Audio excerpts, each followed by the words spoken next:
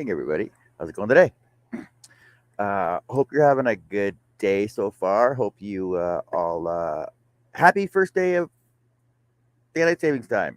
There you go. Wow, we got a huge crowd with us today. We got Pat and Jerry and there's Robin. Hey, Robin, how's it going? Um, first day, first day, stupid clocks. It's pretty bad. I was born in this daylight savings, so it shouldn't affect me. It shouldn't affect me. It shouldn't affect you at all. But got up. My alarm went off this morning. I got up, turned the coffee on. I looked at the clocks in the kitchen. I was like, "What? Ah, it's way too early to get up." I looked at my clock. I'm like, okay, I gotta get up now." Went back, lay down in bed for a bit. Looked at the phone. Like, oh, I gotta get up. I got a show to do. Good morning, Charles.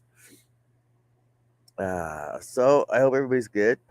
Basically, I'm just doing a recap, recovery, answering questions over pattern layouts, stacking, cutting, all your general basic stuff that everybody asks all the time anyway. So if anybody out there has any questions, Robin, and wants to know anything at all about anything about scrolling or basic woodworking, I can answer pretty much all your questions for you. And hit that like and subscribe button. I know you guys already have. And tell your friends, get them over here. Let's get this show on the road because it's like 2 minutes in. I got nothing to talk about. It's pretty bad. I got nobody on the panel. Nobody's up. You guys are up. Thank you for being here. And we're just gonna see how everything goes, I guess. So let's. I don't know. What do you guys want to talk about? I can talk about basics. I can talk about how to do stuff. I'm going back to bed. I'm only going to be on for about 3 or 4 hours. I'm not going to be. It's not going to be a full day. I gotta go into work tonight because one of the major stores is doing credit card changeover, so we got to change all their signs over for them. So, what would you like to talk about first?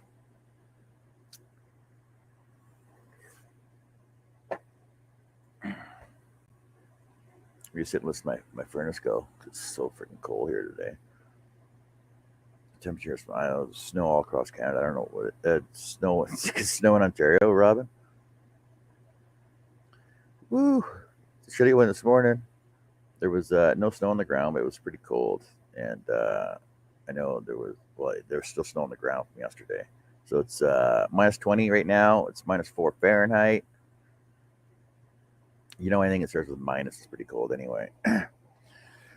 But talk about finding someone else to move my brother. Oh, that's easy. What you do is you call a moving company, go through the yellow pages. Do you guys still get yellow pages down there? Go through yellow pages, look under moving companies. Even go down to the school and say, hey, I need 2 guys. Give you $20 to start. Freaking, let's go. Let's move some stuff. That's what you start off with. Only problem is they didn't realize it was not $20 an hour. It's $20 for the whole day.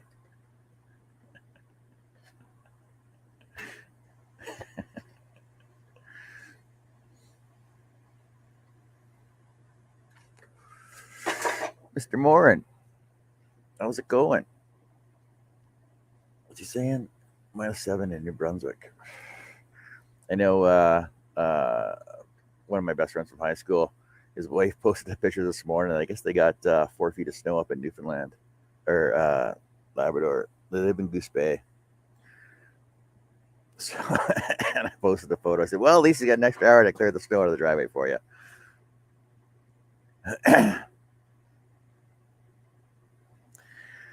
Order some Instacast. Wrap your arm and talk about how much you can help. That's funny too. So I'm not sure how I with the order I'm going to do this. I'm prepared for it. I'm just not fully prepared for it because nobody on the panel to help me throw stuff off of or answer questions and stuff. StreamYard on the phone is pretty easy, actually. You just open the link, you copy it, and put it to your browser. Open it up. You don't see any chat, though. Like when I'm out of town, I'm on my phone. I basically have to hold the phone in my ear because the volume, you can't hear the volumes when you're outside and stuff. I don't know, it's weird that way.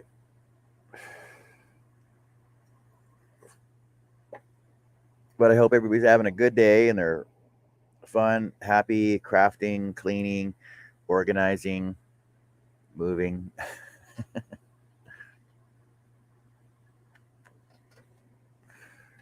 Trying to get into small mischief and shenanigans. All right, so start with the basics. Basics of wood selection. So you got to figure out the pattern you're doing, the size of pattern you want to cut out, and your end result. You basically got to always look forward to your end result of what you want your portrait or woodwork or whatever it is to look like. You always got to keep that in the back of your mind anyway. Most common scrollers, mostly scrollers will use 1/8 or 1/8 quarter or half-inch Baltic birch ply. Can't switch my dang camera around. There should be an arrow on the front of it, though. Bottom corner. Or there should be 3 dots on it. Go to your settings and just the camera. Turn your camera around. Camera. Well, that turned it off. Oh, settings. You'll say front camera, back camera on it, I believe. Oh, okay.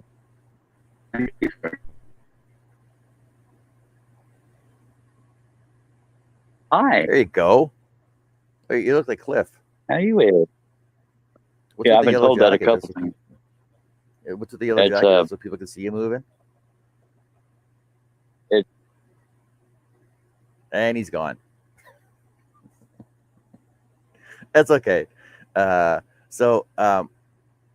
Wood selection. You basically want an end result. How do you finish your fretwork? Oh, Brian, you throw me off right now. I'm doing wood selection, not finishing wood right now.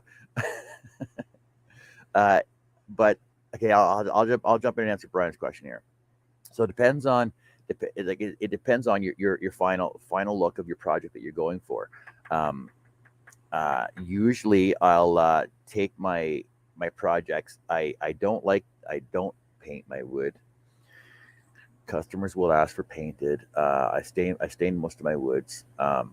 Usually they just stay natural because it just has a better look. Because when I go in and pick up my wood, I look for the grain, like really good grains and everything else on them. Usually when you're doing portraits, you want the grain going vertical, so that when you're looking at the portrait, it goes in line with it. For example, Charles Deering design. This is a deer head here, right? So you get the grains going vertical. It actually makes it look taller. Whereas for a landscape cutout of, for example, this train, you want the grain going horizontal with it so that it looks longer. It's more of an optical thing than anything else. But usually when I finish my woods, I'll either, like I said, leave them natural, or I'll stain them, and then I use I'll either go with Danish oil, natural golden oak Danish oil, or Watco Butcher Block finish. Not sponsored. Nothing on my show sponsored. Oh, by the way, 2 sponsors. I got Prairie Signs as a major sponsor for all your sign needs, and Harnell Media for all your website design. And shout out to Steve Nealon there at Harnell Media. I'll use Butcher Block oil, and then I'll use a lacquer, spray lacquer over top of it all, just to seal everything in. Because I do know that the oils will make your grains pop more, and then by sealing it, you can actually have it as outdoor, and it'll last longer. That's what I use, but you can use all kinds of different Varsparathane, marine enamels, marine finishes for outdoor stuff. You back? Sorry about that, John. I don't know technology on the phone. That's okay. Hey, Charles, how's it going today? It's not even sure I'm awake yet, but we're here. But Are you guys you guys gonna be done today? we have no choice. The U-Haul has to be back tomorrow. So yeah, It looks like quite a It's mess over over with. on. It looks like quite a mess on his desk over there. Well, that's the last thing to actually pack because it's part of his wake up routine, in his words. But there's all kinds of stuff. You guys aren't There's a even. bunch of boxes you can't see that are full and being filled. What was that? Well, but just by looking at what the house, everything should already be gone already, except for boxes and stuff. It should be, yes, but we didn't get the U-Haul till right before close yesterday. No, it's just the two of you doing it. Yeah. That's why I've been here since Tuesday. It's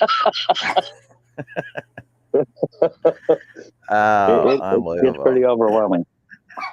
Shut up, dog. So back to finishes. So when you do when you oil your wood, it, like I said, it actually rehydrates your wood and finish it with a spray lacquer finish on it, which will seal it up. This piece here was actually sent to me probably 8 years ago, and it looks like it was just done yesterday. I told it to him. He's doing a live stream. And so I use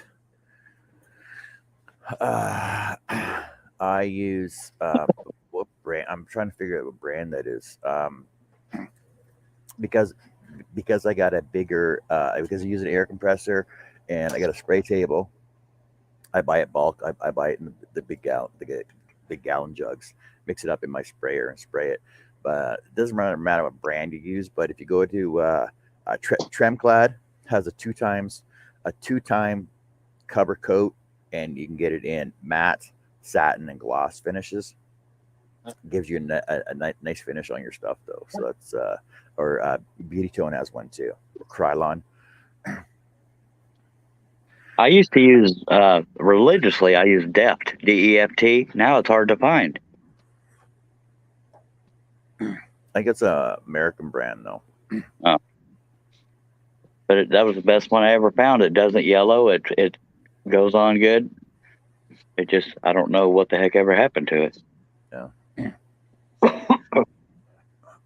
I know, like I'm not too knowledgeable on the American brands, but the basically Minwax and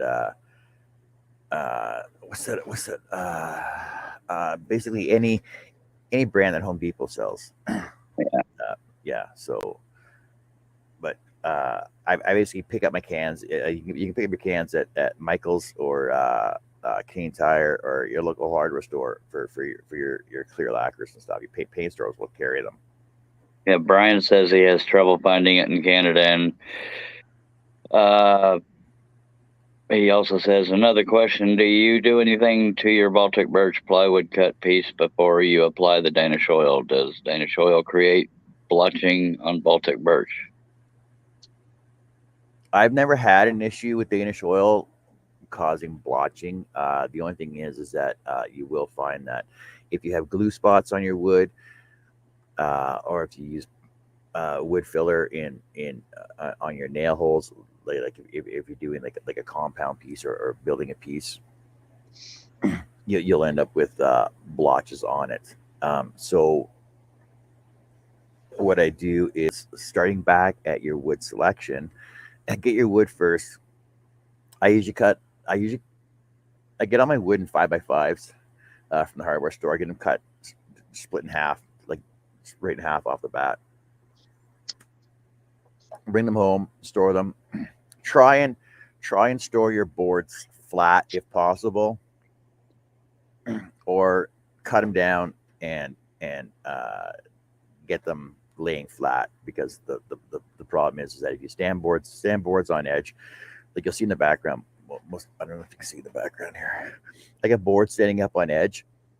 And the thing is like they'll tend to cup and bow because of just the way they are. And plywood basically, when it's made in strips off the tree, and each layer is alternated. So you got vertical, horizontal, vertical, horizontal, vertical, horizontal, and there's a layer of glue between each one. So Baltic birch ply is more stable than any other wood, basically, except for MDF. But MDF is basically just sawdust and glue. And toxic. For the record, I have this behind me because they say there's only two things in Texas, and I want it to be clear. Sorry.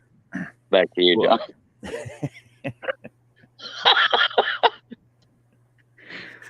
So when I have my wood cut down to size, I'll sand it first. And the way I sand my woods is it doesn't matter what kind of wood it is, whether it be plywood or Luan, or like a veneered plywood, or pine, cedar, any type of wood. I'll take it. I'll cut it down to size first, and then I'll take a 120 sandpaper to it, and then a 220. And between layers, what you do is just take a pencil and just scribe across the front of it. For example, John, I can only see the chat or you. I can't see both. So right now I'm looking at the chat. So I just wanted to let people know that, in case it wasn't obvious what you did, you do it very lightly. Because I used to think, how are you going to have a finish on there and then sand across it? You just very lightly do that, just enough to get the texture. Back to you, John. So just take a pencil, just a regular, what are these, HBs? Yeah, just a regular HB pencil, and just draw a line on it. like just scribe across it, and then sand it off. Sand your line off. Usually go 120, then 220. The 120 will take off the major grain marks, if there's any on it from not plywood, obviously, but if there's any on it from your other milled down labor or milled down woods. Brian's asking, what's the best way to store the plywood to avoid warping and cupping? Is it best to store it flat or on its side? I try to store it flat if I can, but it depends on the humidity in the area you're at. But I tend to put something heavy on it. But if I'm going through it, I just risk it, but lay it flat. But it's up to you. And John, I'll let you answer that. I'm just the comment reader, dude. It pretty much is better to store your plywood flat. Like if you go to the hardware store, you'll notice that all plywood is laying down. Not to save space or anything, but because you'd actually use up less space if it was standing up on edge, all pushed up against the wall. But the thing is that laying down, because the layers are alternating on it, basically gravity's just holding it down anyway. And that's a good teaching point too, mentioning how the stores have it displayed. That's a good way to remember it. I just try and have, like, if possible, if room allows, in your shop, try and have your stuff laid down flat. That's why I will try and when I bring my wood home, try and get a standard size for what you're going to do your portrait stuff on. Like Brian, you're basically doing portraits as it is anyway. So try and cut your stuff down to size. Your better Baltic birch plywood, and the reason we use Baltic birch plywood is because there's a lot less voids in it. It's premium quality. Now, there's a whole thing on the internet going around now saying, "Oh, you can't get it now because it comes from Russia." Well, Baltic birch either comes from Russia or it comes from Denmark, Finland, or Finland. Oh, I thought it was Finland. Yeah, Finland. Mike Kim has joined us, by the way. Back to you, John. Hey, Mike, how's it going? And it's funny that you say that, Brian. He says he stores his pieces flat in his shop. but because I'm married and I want to stay married, I keep mine up on their side so they don't take up as much room. But so basically with 5x5s, with a 5x5 sheet, if you rip it down the middle, then you end up with 30 inches split in half, and then cut those to 15. So a good working size for your portraits, I find, is like 15 by 15 is a good square size if you want to. So 15 by 12s is a pretty decent size too, and you can get a lot of detail in those as well. You don't have to go like Charles and do them 4 foot, 5 foot, 3 feet by long. 2 feet by God. So you don't have to do them huge to get all that detail. You can still get as much detail in a smaller area. And my wood does cup. It doesn't usually twist or do anything, but yeah, if it, even once I've started a project, it'll want to cup a little bit. And y'all seen me do that on my show. You'll see the ends rocking, but once you glue it to a backer and once you do a bunch more cuts, it evens it out a little bit, if that matters. Exactly. Do billboard. Do a billboard. Exactly. Mike says, I've been looking everywhere for a tutorial on how to tie your laces while hanging upside down. Oh, sorry, I didn't know it was a joke. I can't see real good. I don't know why I'm saying I'm sorry that it's a joke. It shouldn't change just because I'm not at home. Jerry's got the answer, though. He says, silly noob, use Velcro when you're upside down.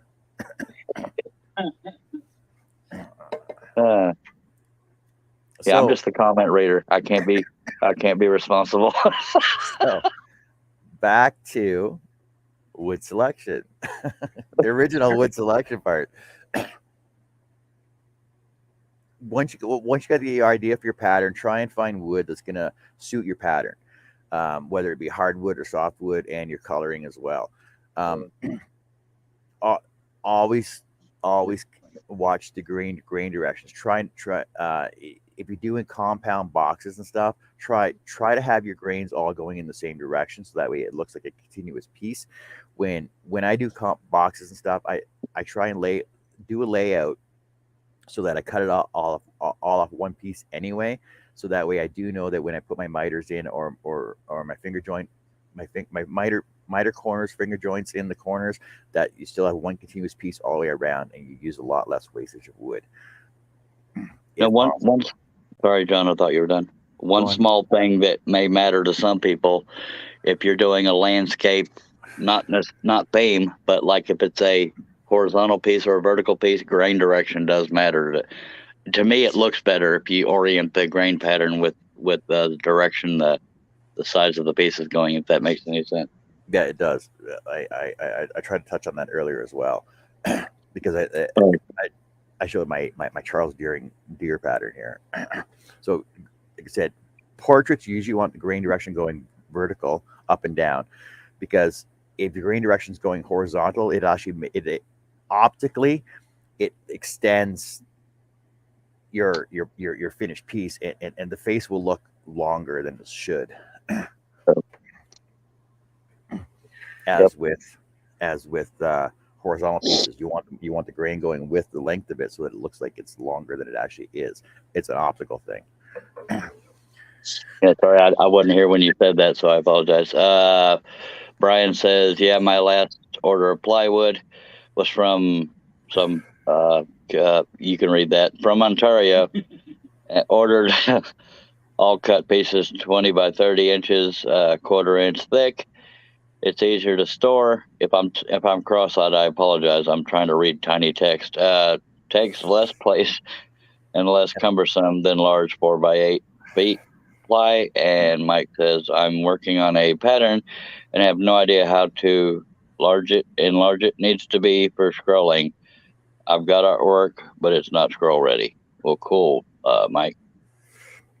So, touch on two things here. So, Brian, it's great to order wood, but I find that it's actually more expensive if you order pre-cut sizes. You might find it cheaper to get it ordered in from who you get it from. You may get a deal from them, but when you include shipping and everything else, you're actually paying more for it. If you can, try and go to your local hardware store, see if they will order in some Baltic birch plywood for you.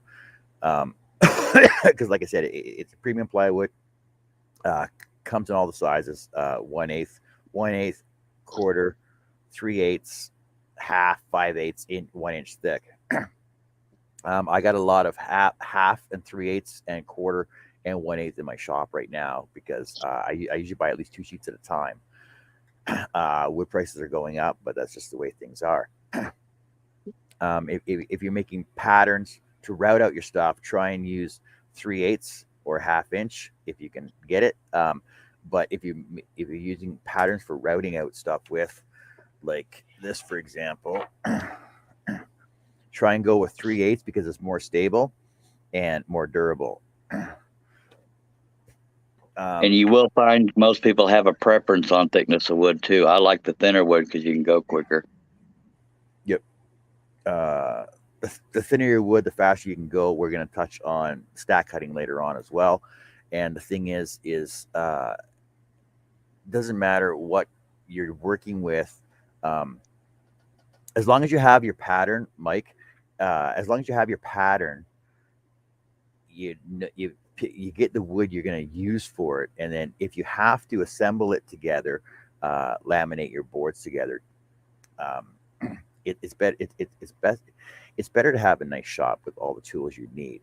But if you can't do that, most of the hardware stores will cut down stuff for you. Sometimes at a cost, it's usually $1 a cut. But most times you basically just need a 4x8 or a 5x5 sheet cut in half just to fit in the back of your truck or in your car. I can stick when I get my 5x5 sheets cut down in half. I actually do the cutting, so there's no cutting charge because I know the guys there, and they fit in the backseat of the truck. Awesome. Like, I know this guy. Brian says, now I know the difference between the quality of wood compared to Home Depot crappy wood. Yeah, because they're worried about bulk. They don't give a darn about quality. And they got some beautiful grains on them, but 9 times out of 10, the veneers pop off, all kinds of crap, and there's voids. Brian also says, but does all premium plywood come in 5x5 instead of 4x8? And I think he just answered that. Brian also says, what do you guys suggest for making your black backing for your fretwork portrait patterns? I'll let John answer first, and then I'll go. Okay, so back to the plywood issue. So if you look around, it takes research. I've been dealing with wood for quite a while, and working in the sign industry, we use a lot. It's called Crezone, and basically it's plywood. You get plywood good one side, plywood good two side. The thing is that what they do is they actually put a sheet of paper on it.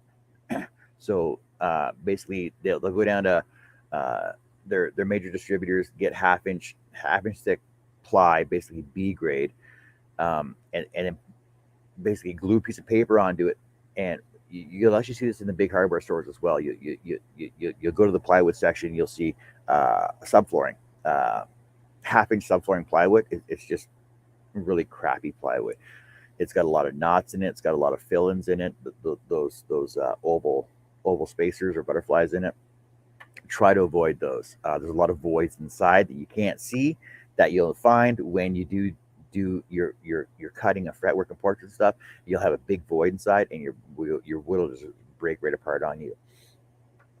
But in a pinch, you can get good one side, good two side boards at your big box stores. They will all be 4x8s. Premium plies usually come in 5x5s. Now, John, it's your show, but do you want to mention what A and B grade means? Your base, all wood is graded, just like your just like chickens and cows. Like your meat is graded as well. So that's pretty much the only way to put it. I don't know the specifics on it, but I do know that, for example, if you go to a wood mill and you buy straight off the tree, they'll give you rough sawn 4-4 wood, which is basically rough sawn. So it is actually rough sawn boards. Give me 1 second.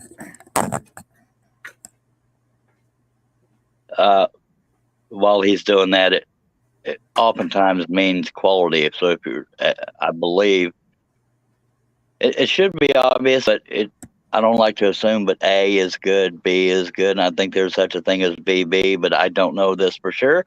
I'm just trying to fill the quiet time and sound intelligent, but I know it refers to the quality grade of the wood and stuff. Hopefully, jump back now, and I don't have to try to sound smart. Okay, so for example, rough sawn boards, you will see all the tooth marks on your boards, right? And then what they do is they'll run it through the planer to try and get that off. So that is like D grade. It's pretty much only used for fencing and crating, and fencing, crating, pallet boards. They'll run it through the planer, and you get a smoother side on it, the smooth side with no, so it's smooth on there. But the next issue you're dealing with though is that this would be like a C grade wood, and then you got to deal with cupping, splitting, waning, WANE. Wane is basically your bark edges on it. You can get other ones. First cut boards are basically where they run it through the mill. You'll end up with bark like all across your whole board itself. First cuts are actually the cheapest cuts because it's usually garbage wood, but they make awesome fence boards and awesome clocks hanging on the wall. Now, so when they take the boards, they'll stack them, put them in the kiln. Hopefully they're kiln dried, and the sticker between each one, which basically is another piece of wood, a lathe stick that they'll stick between the boards to sticker them so they get airflow between them. And it's usually what you do when you're milling down an entire tree. Basically, you want to sticker them, let them season, which means they got to dry out. But the only problem with that is then you end up with cupping and warping. So your boards aren't flat.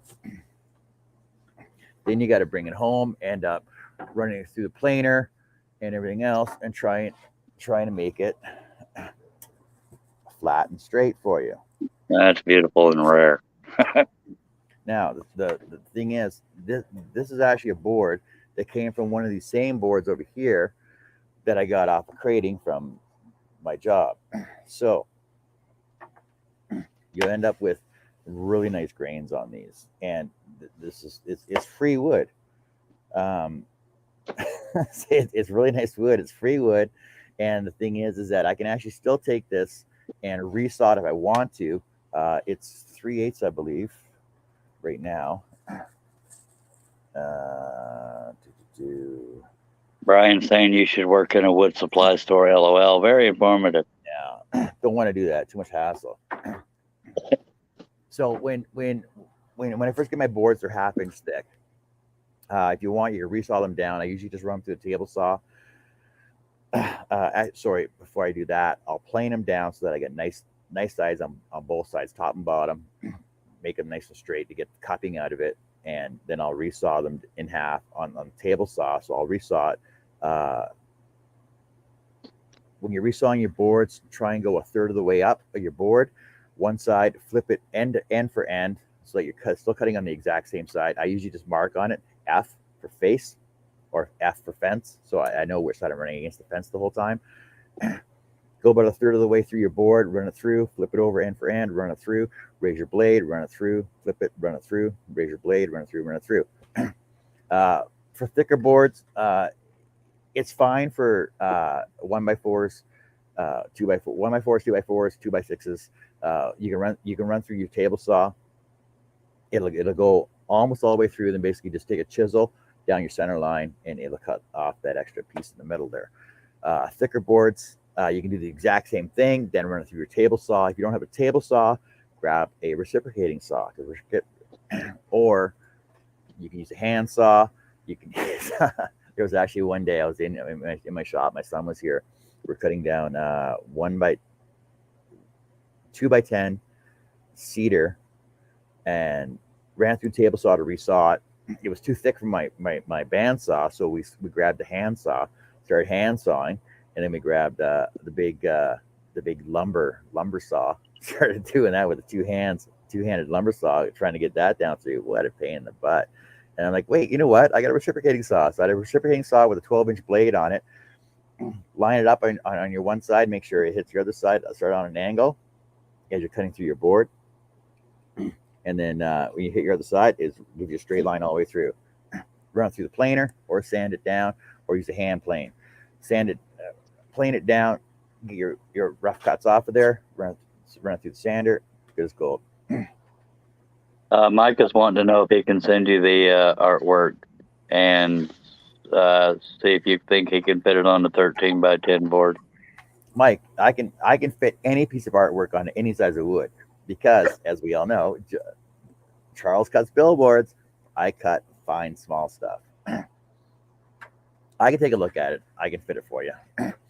And I just send it to me and I can send it back as a PDF for you. Wood. We're still on wood prep though. So after you find your wood you want, like I said, it doesn't matter. Like whatever you're doing, I'll always have your final layout in your head, so you know the look you're going for. When I do wedding signs and when I do my wedding signs and stuff, I always have in my head what I want the final look to be before I draw it out and before I present it to the client. And then I always have chunks of wood around saying, okay, this is going to be the backer, this is going to be the frame. Do you want rough cut, or do you want a rustic look? Do you want a softer look? Do you want a finished look on it? And I always go over the fine detail stuff with my clients before I even start cutting anything. And because changes will always come out beforehand, or changes will come out during as well. Because last week I was cutting this wedding sign off. I was cutting this wedding sign out last week, and she looked at the picture, and she's like, "Well, it's got this huge, big bare area in here. Can you do something in there?" I'm like, "Yeah, I can just cut another leaf and lay it on there for you." So what I ended up doing, this area here was a big bare area in here, and here. This area here was a big blank area. So basically, I took one of these other leaves here. I think it was this one here. Reversed it, printed it off again, and just re-glued it back in place. Yeah, I don't know if you can see the glue marks around there. The glue marks, the extra piece of paper that's on there. So just to give it that extra finished look for it. We're deciding on staining. We picked out the colors of stains for it and everything else. So I just got to finish cutting it up, and then we'll see how that works out.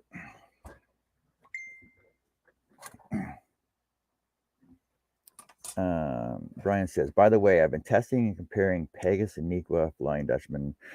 Pegas are sharp, stay sharp, but cuts very aggressive compared to Nequa blades. I'll touch on blades in a minute here. I'm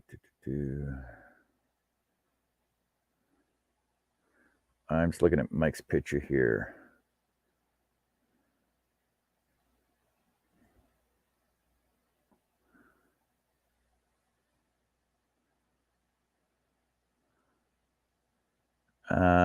There's a lot of detail in that. I don't know how much you want to keep in that. That's actually a pretty bad photo to actually do a pattern from. I'll take a look at that later, Mike, and I'll see what I can do for you. Where are we at? Grain stains. So stains. I use a lot of Minwax and Minwax stains because they come in every color and they're available at almost every store. I don't like to paint my wood. Your wood prep is the main concern for everything though. Like, so when I do prep my wood, I always start, like I said, 220 pencil line, sand it off. Then another pencil line, 120. So pencil line 120, pencil line 220. Will give you a nice soft finish, front and back. Always do both sides. It's a lot easier to deal with. Hey Blair, how's it going today? Hey Doug, how's it going? Doug and Blair joining us. So, and that way, you actually get off any oils that come from the factory, from the road, from people who were in the store, did with their greasy, grubby hands all over your nice wood with the nice grains and stuff on them. Sanding is the best thing to do to get rid of most imperfections on your wood. The next step to do, if you still have imperfections in your wood that you really don't want to have in there are ways to get them out. You can put water on it and use an iron, which will actually bring out dents in your wood. For example, I don't have all the stuff with me right now though.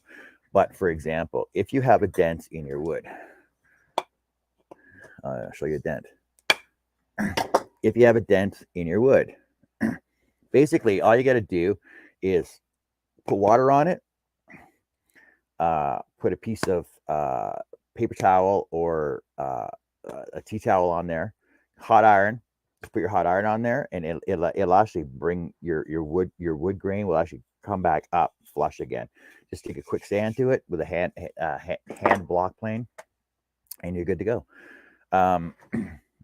You can't. There's not really much you can do with knots. Knots are sometimes you can put knots into places where they'll actually look good on the pattern. Sometimes, like depending on how you lay your pattern out, well, you can cut the knots out, even better. Sometimes they add character to your work as well. I don't have any here, but I do know that a lot of this wood I have, there's staple holes in them, so it gives it a rustic look anyway. So, and also, yeah, when you're gonna do finishes,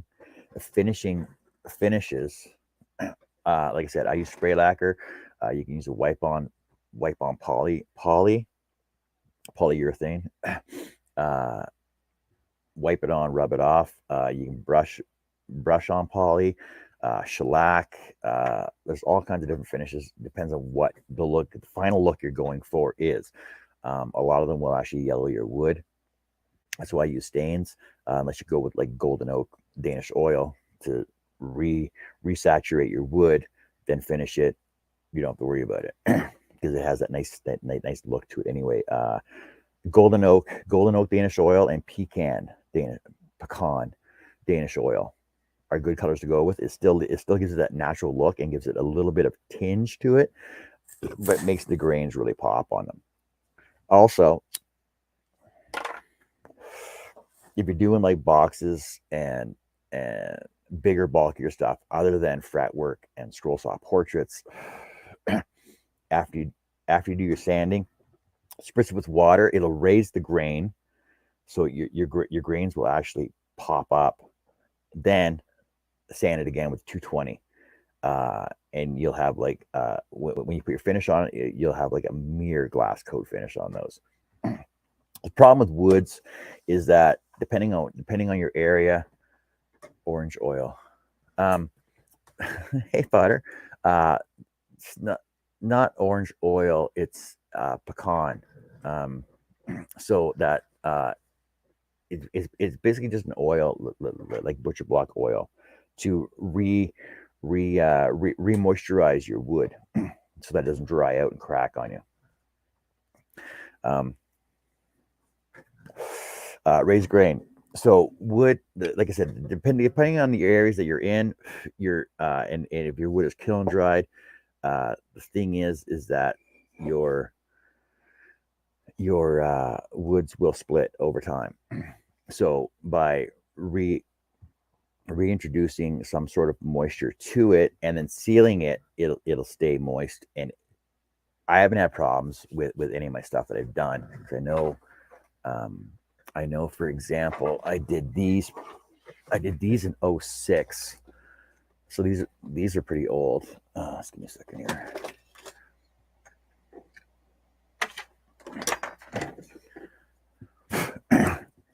I did these trivets back in 06. I used clear Danish golden oak Danish oil on them, and then coated them with lacquer.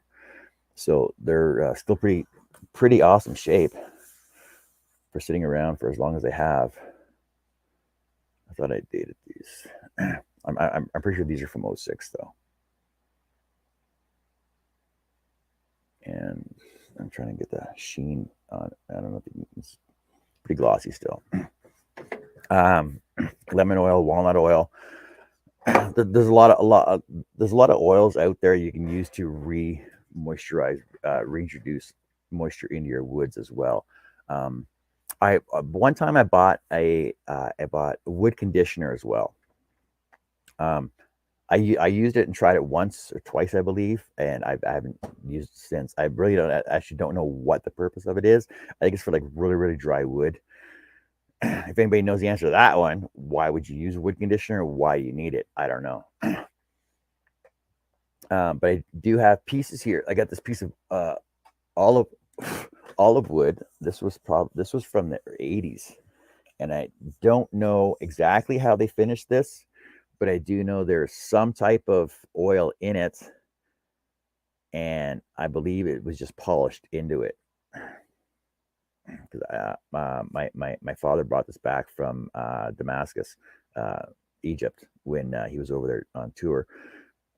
He picked up all this olive wood stuff, and I believe that he was at the plant watching them do it.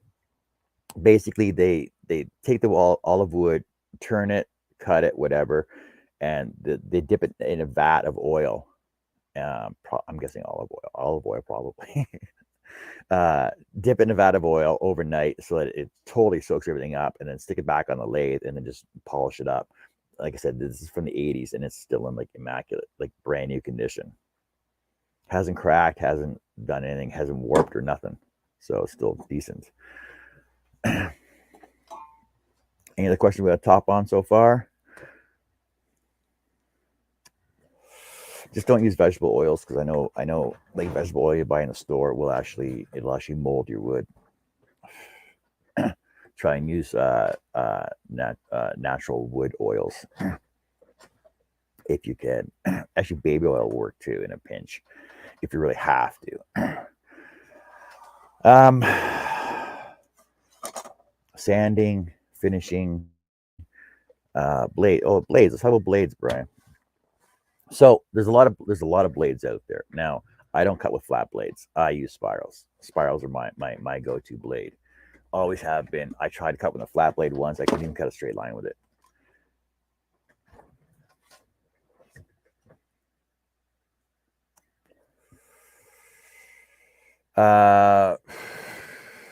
Brian, in order to answer that question, give me 1 second. I'll tell you.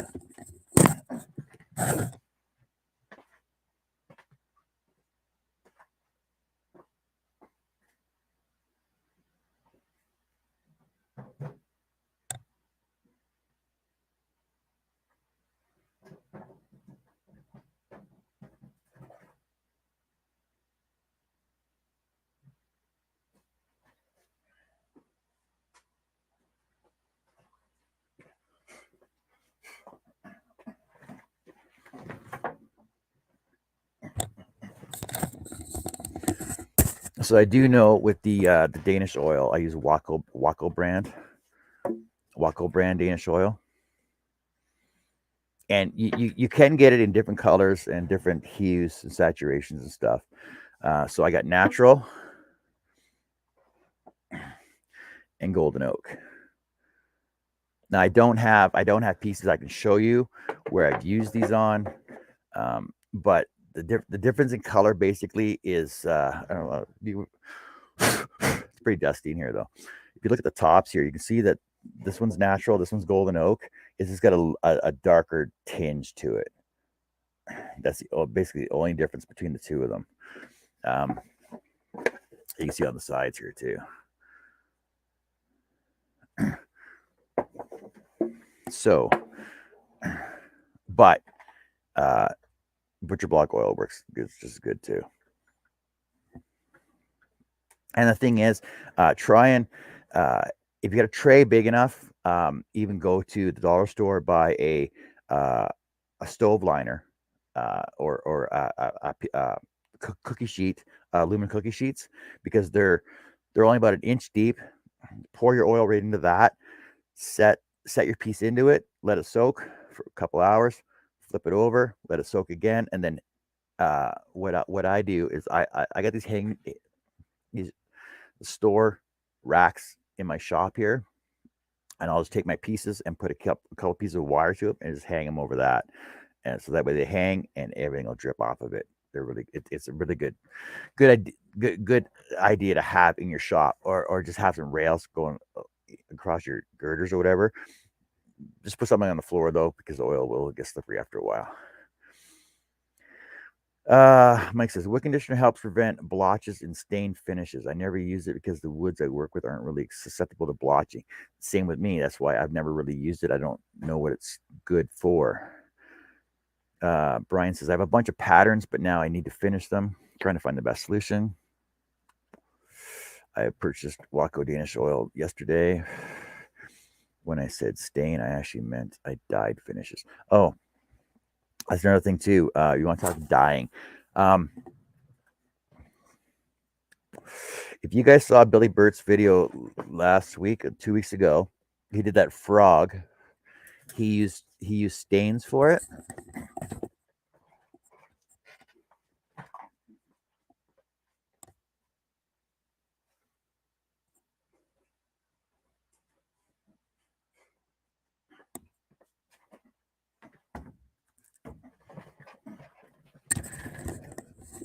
Now, sorry, he used dyes for it. So your Minwax stains will come in a multitude of colors. I think there's about 80 different colors for your Minwax stains. Put them on a cloth, rub it on, rub it off, let it dry. Just because I'm dying. Yeah. So what I found though is that these Rit laundry dyes come in a multitude of colors as well: blues, yellows, greens, everything, every rainbow on a color in the rainbow. Now the thing is, they're liquid, right? They come in a liquid form. Shake them up before you use them. And the thing is when you do use them, you can actually thin them down. You can thin them down because this was made with this red stain, and you thin it down with just water, I believe. Instructions are on the back though that you can thin it down, because his tongue is straight red color, and the pink on him is thinned down. I just did a little batch of it anyway, so it actually turned out really good, like for a stain, and it absorbs and sucks right into it, so you don't have to worry about your color fading on you.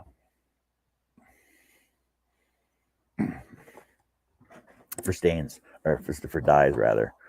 Stains, I don't stain. I usually get Carrie to come out to my shop, so I'll get all my stuff ready to go, and I'll sort them into colors, and then I'll have Carrie do all my staining for me, my stain girl. Okay, I don't think you answered my previous question. What do you prefer to use to create your black backing on your front? I haven't gotten to that yet, Brian. I'll get to it. Jerry says Rit dye is great for all kinds of things. I like to mix it with poly and use it as a wipe on finish. I see. I've never actually mixed it with poly. I don't use wipe on polys. I've never used it, so I don't really know yet. Hey, Mr. Nave, how's it going? I want to start using poly.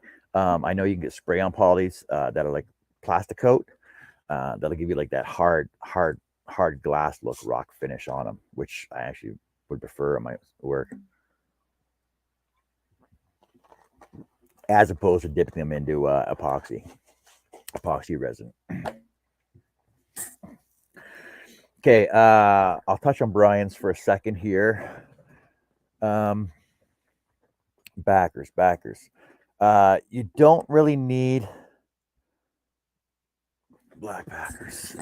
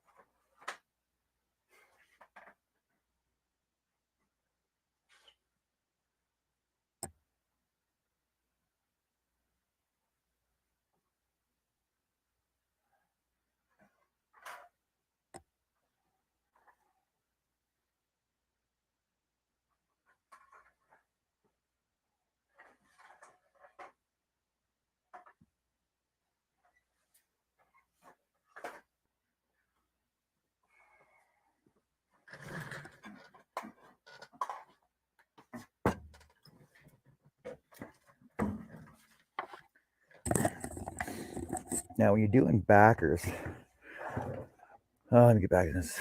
Add a little bit of thinner to any poly, and it becomes a white bond. Oh, cool. Okay, I'll have to try that, Jerry. Thanks a lot for that information. Okay, as for backers, now your backers are basically determined on your finished project and what you want the look to be. For example,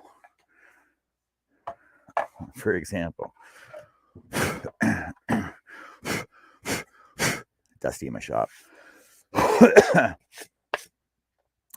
This is just Luan. It is Luan. Luan with a chestnut stain, I believe, on it.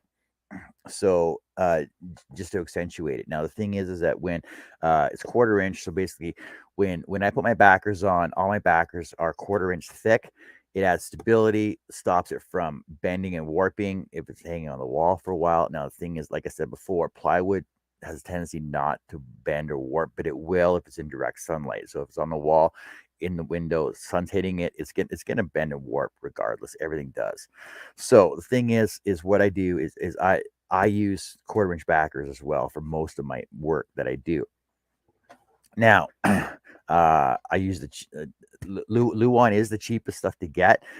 It does come with a rough side and a smooth side on it. So the thing is, depending on what look you're going for, whether you want rustic or a nice look, will depend on which side you put it on. The rough sides actually look nicer than the finished front sides do, but it's going to depend on your glue you're using as well. We'll touch on glues later.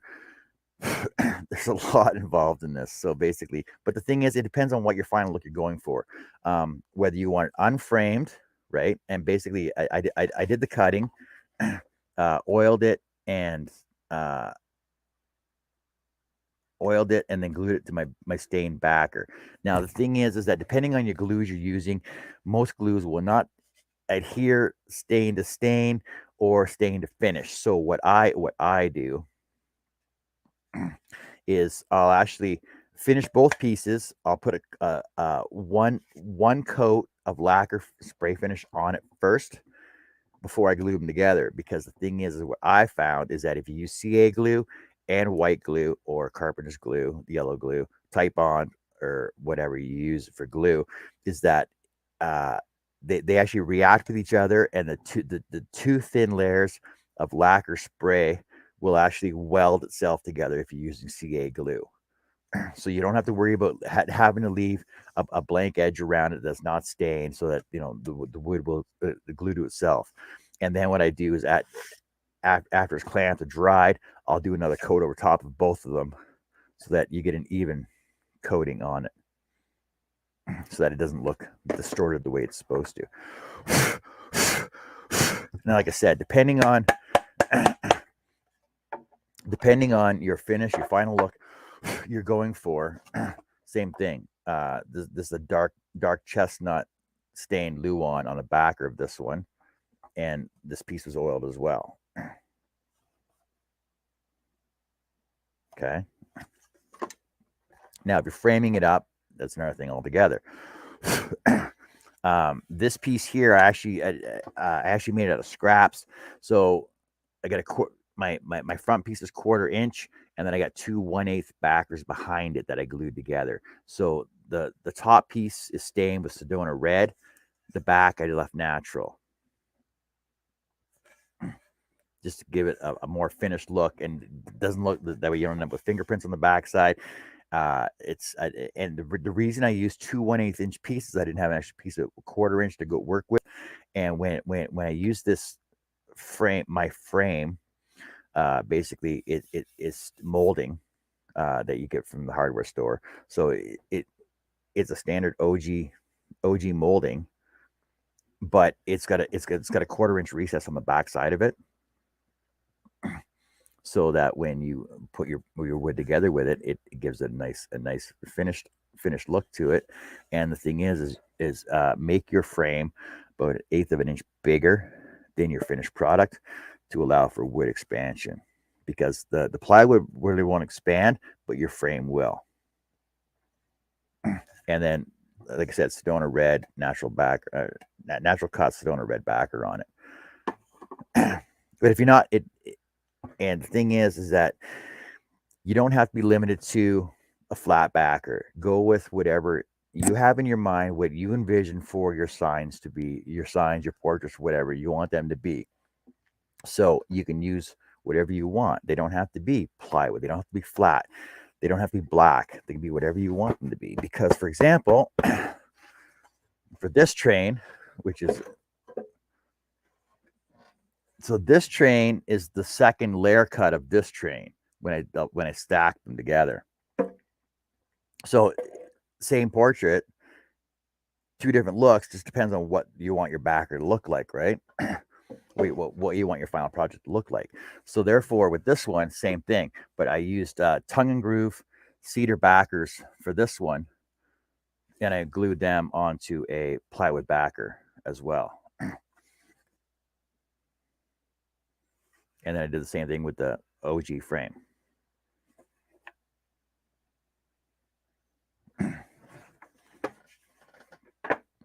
Just depends on what you want your final look to be looking at, right?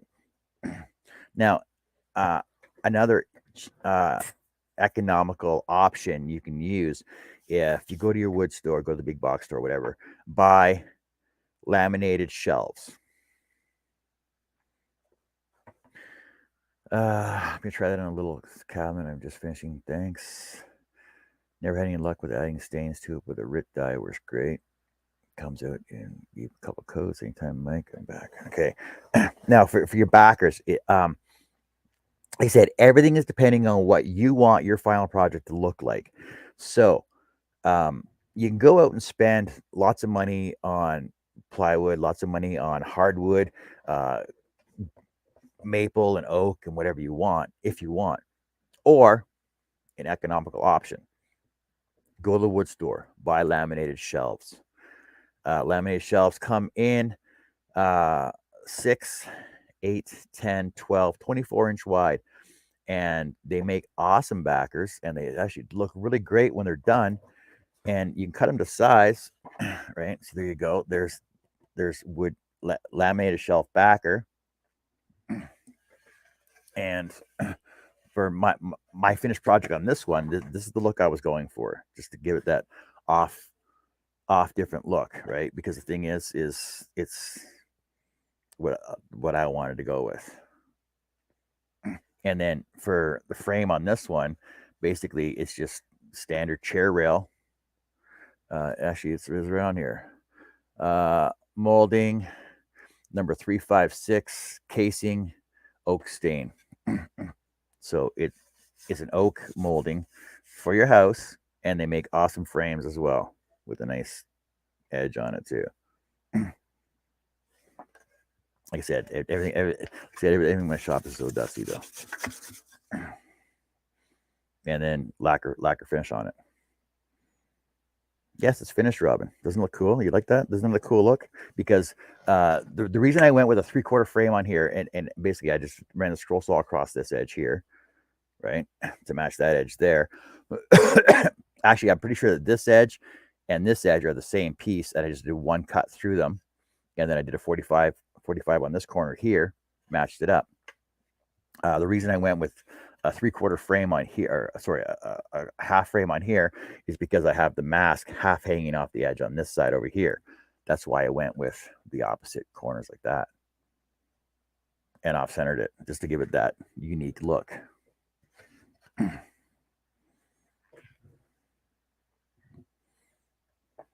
Yes, Mardi Gras.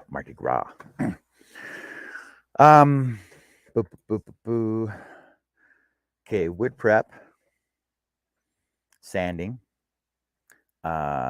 staining, gluing. Okay, gluing. Brian, also there's some ideas for your backers. Now the thing is, backers, you can go with Bristol board backers, or if you go to Michael's in the scrapbook section. Of Michael's, they got all of the scrapbook pages. They're heavy, durable. Don't quote me on what count they are. They're heavy, durable boards basically, but they're sheets of paper. I'm gonna say 20 pound piece of paper. I think they're 12 by 12, and then you get them 24 by 24 as well. They're inexpensive. You can get them in any pattern, shape, whatever you want to do your backers with. So basically, just take them, spray glue the backside, put it on your backer, then glue your portrait over top of that. That'll give you your full black background or pattern background as well. Another thing you can do is, if you're really, really handy and you really, really want to, one more second.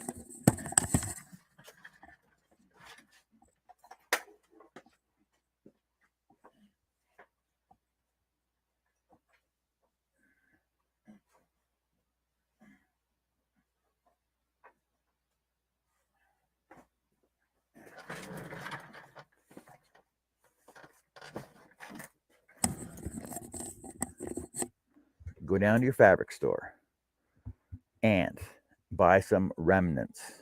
Remnants or offcuts off their rolls. They're usually discontinued, everything else like that. Buy a remnant. Now, remnant piece, I think this one was probably 4x4 piece of fabric. Wood grain. Take your wood, your backer piece that you want to use. I don't even have any back. Okay. Take your backer piece you want to use. Now, the thing is, backers you can use scrap with whatever you want. Scrap. This is my drill board, right? So it's got all kinds of drill holes in it. Now, the thing is, nobody's gonna see it. Who's gonna know? Right? Cut your piece to size. Spray glue it on.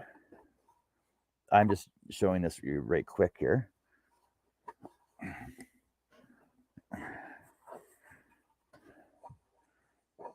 Spray glue it on and get all your wrinkles out of it so it's nice and flat for you.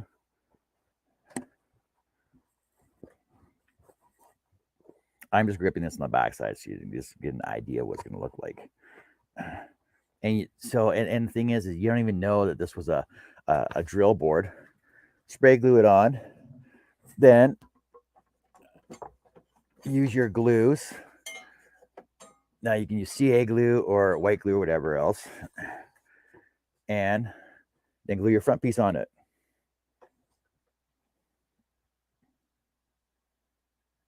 Right?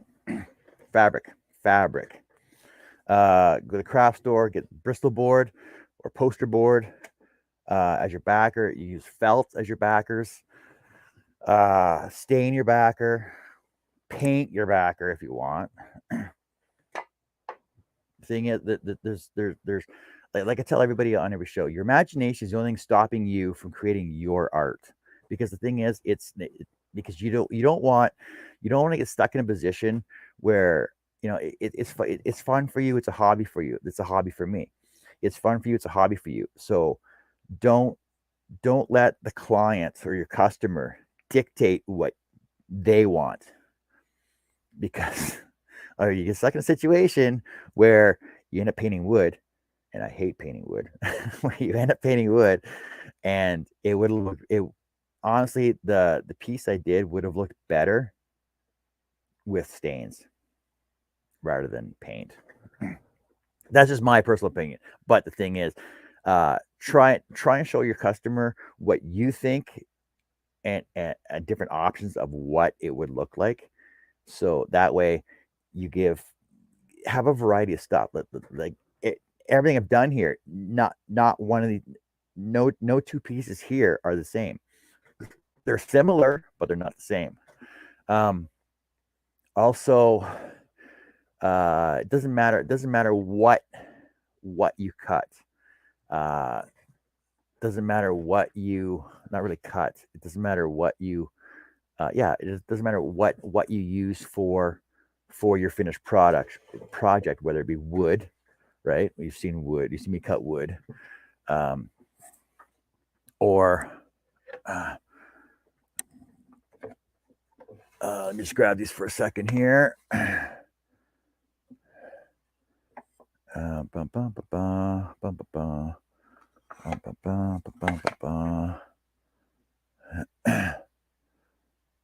And this one.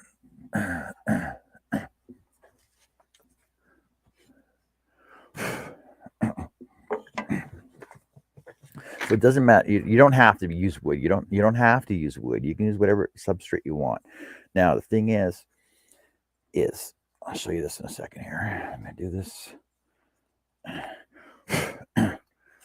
And even if you do simple shapes, I made this for a teacher. So it's made out of scrap wood, right? It's not even, it's not sand, it's not finished, nothing. It's just scrap wood, 1/2 inch thick.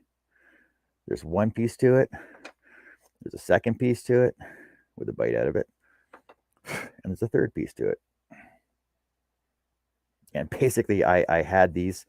This is actually the second one I made. So I had these, so they were hanging like this. So you get full apple, bite taken out, eat an apple.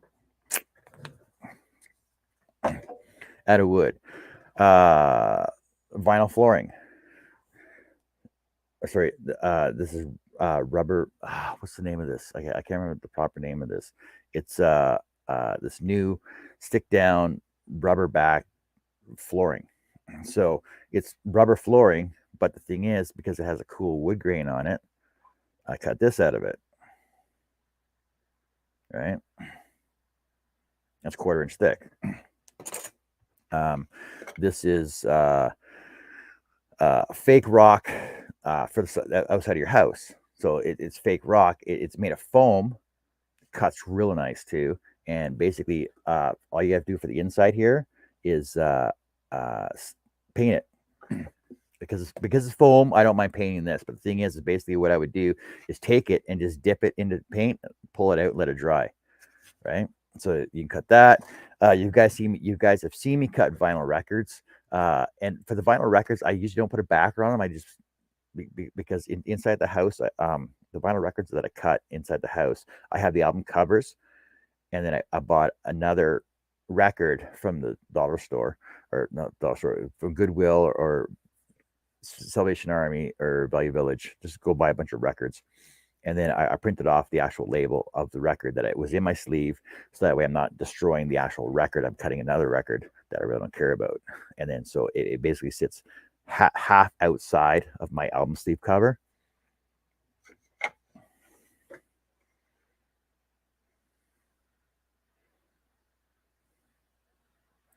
Marmoleum. No, it is like linoleum. It's a thick linoleum. And the thing is you don't have to limit yourself to cutting, honestly. Because the thing is some work is actually hard to cut, like if you want a lot of detail in it. So I end up tattooing my wood, and I can touch on that later if you guys really want to go into that. You can tattoo your wood, because the thing is it's some patterns there's a lot of detail on. You can't really get out with a scroll saw, or it's gonna be too thick when you layer it, even if you're using 1/8 inch thick. So I tattoo wood as well, right? And the thing is, if you want to do tattooing wood as well, you can basically tattoo anything onto it, like full pictures as well, and you'll end up with cool stuff like that, because you can't really do the shading in it. But the thing is once it's tattooed on there, I basically, all you got to do is scroll saw out the outside edge, right? The teeth, the front nose area, around the head, and it's done and fully shaded. Just got to put a finish on it. That was just a rough cut, a rough idea. So something I was throwing around anyway. Hey, Mark, how's it going today? Hope you're having a good day. And also the thing is that with full pictures, you guys see me cut metal, aluminum, all kinds. There's nothing you can't cut. So there's nothing that your imagination is the only thing stopping you from completing something that you want to do. Well, plus time in my case. What was I looking for? Oh yeah, give me one sec.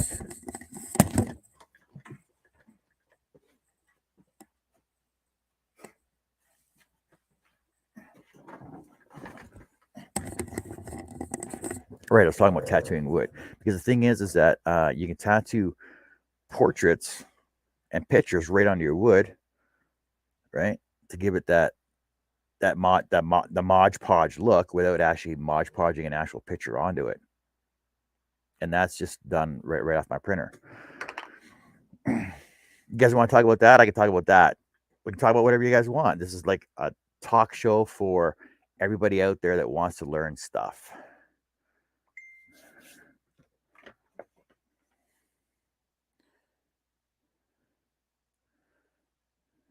Right? So, like I said, so we're talking about everything under the sun right now. Bum, bum, bum. Bum, bum, bum, bum. What else do you want to talk about? What else do you want to talk about? What else do you want to touch base on?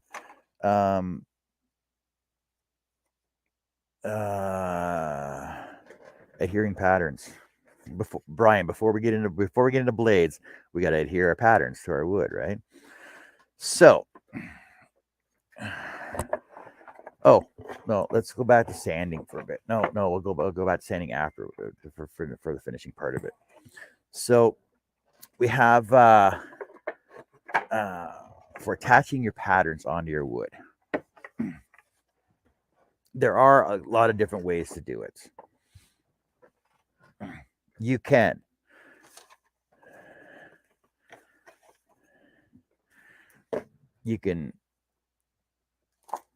spray your pattern right onto your wood. There's a lot of cleanup afterwards. If you spray your pattern directly onto your wood, you'll end up with, I can show you this.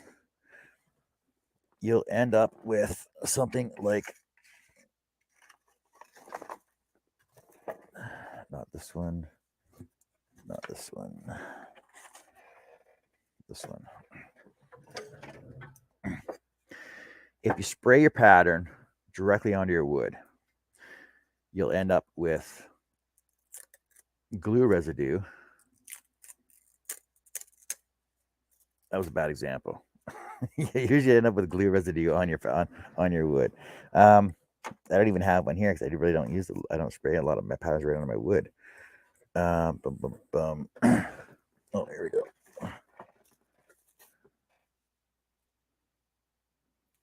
There we go. Okay, so if you spray your pattern directly on your wood, you'll end up with glue on your wood, and your pattern will just take forever to take off. So, for example, okay, pattern spray directly onto wood, peel it off, it comes off in little tiny pieces, and it's a pain in the butt to get off. Use Varsol or lacquer thinner, spray it on there, peel it off, and then you got to clean your wood off with that as well afterwards. So, what we're talking about, I'm not a sponsor. Marquetry. Potter, marquetry. I don't do a lot of marquetry. You know what? I'm lying. I don't do any marquetry. People out there that do not know what marquetry is, basically you're making a pattern out of veneer, usually for inlays.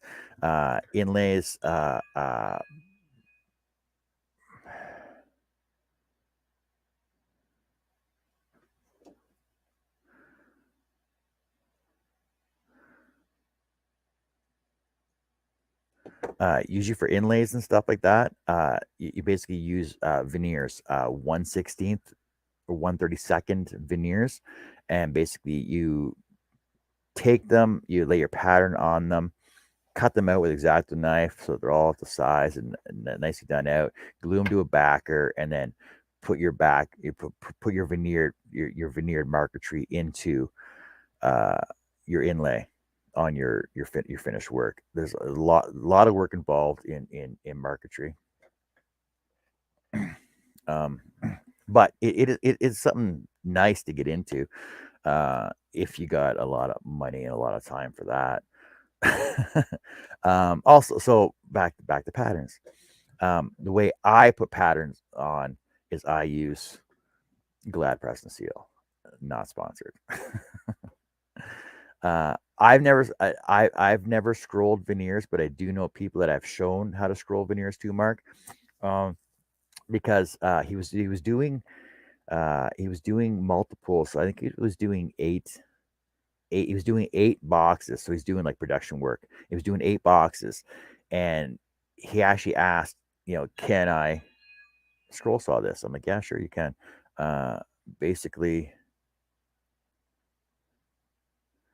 basically what you do is take your patterns, squish them, so sandwich your veneers. They're basically your stack cutting, scroll it out, and then that way it's basically when you do marquetry, like production marquetry like that, it's basically the same as doing intarsia work. Basically, put your pattern on in line with your grains and everything else, and then cut them out, and then glue them all together.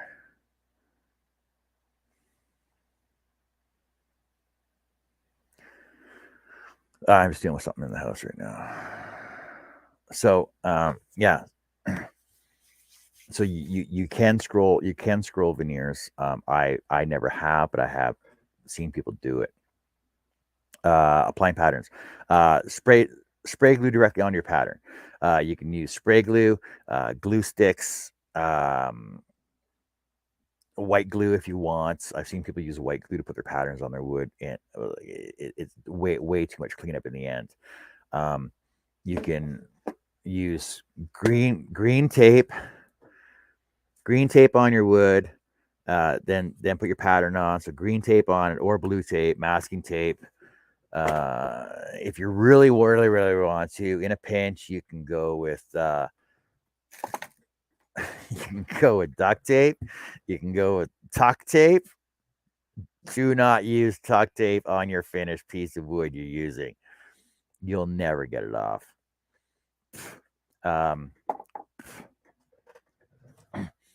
And then back in the old days, back in the old days, I used to say there, Sonny. Back in the old days, what we do is we will put our green tape on our wood, and then we will put clear packing tape on it because it lubricates your wood. It's a lie. Don't believe it. The more glue that you put onto your project, the more chance you have of your blade gumming up. I'm just throwing that out there. So if you got green tape or blue tape or masking tape, and then you got glue to put your pattern on your wood, whether it be white glue, glue stick, spray glue, there's 2 layers right there. And then you put packing tape over top of that. That's 3 layers. Mind you, most people, when they did it, wrapped the whole thing. So now you got 5 layers of adhesive tape, glue, that you're running through your blade. Now, there are still people that still put packing tape on their patterns when they cut. I don't. I advise you not to. You're just adding more friction and adhesive that's going to get stuck to your blade. That's going to make your blade break, because the friction's going to heat your blade up. Your blade's going to break regardless. So back in the old day, it doesn't work that way. Back in the old day, because they didn't have all the fancy stuff we have now, that's the way they used to do things. But things change as things in life progress. Hence tattooing wood. Just putting it out there. Now, when I do my projects, this is what I do. So, start with your wood selection. Figure out how your pattern is going to go on it. Sand it, 120, 220, front and back. Pencil between your sandings. Then, if you don't have an air compressor to blow it off, you can buy the little cans of air. Right? You can blow it off just by use your mouth. All right. Then use a tack cloth. Tack cloth. Now, tack cloth basically is cheesecloth covered in. I knew this. Mineral oils, I believe. Basically mineral oil, right? And what the reason I use a tack cloth is tack cloth will get off your fine dust that's actually still in your grains. So just take your tack cloth and just wipe it off.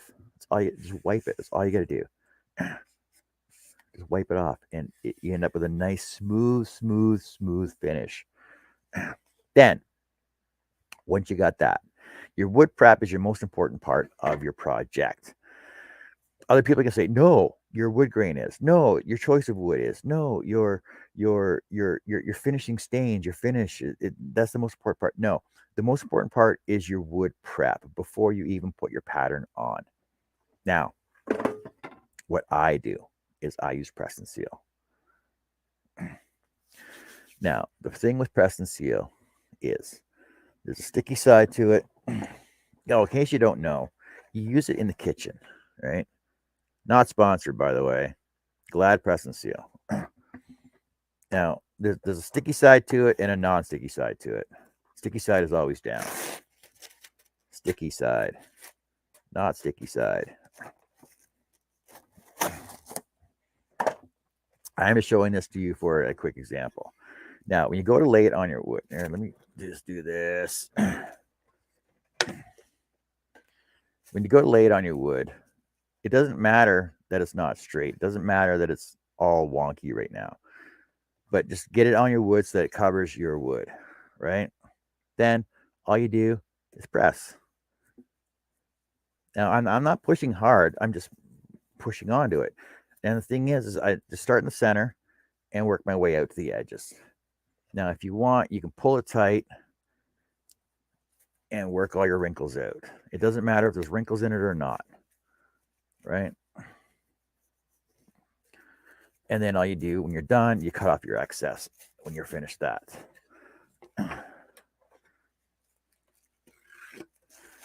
Cut your excess off.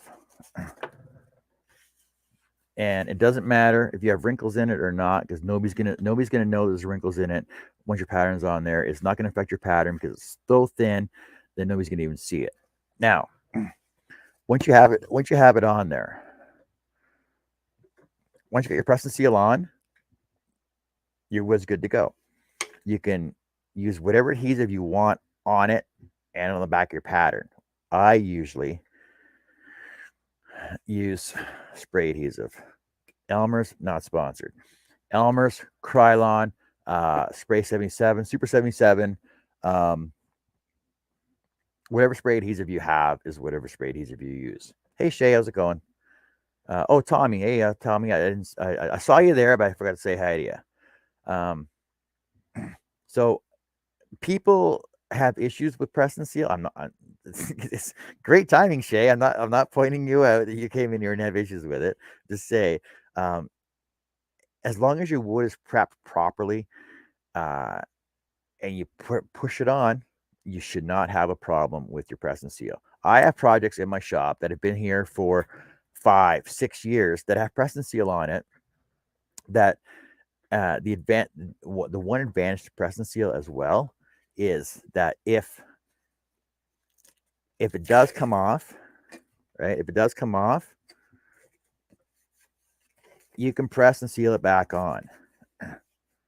It'll still go back on. I have projects in my shop that have been here 5-6 years that will still press back on the wood because of my initial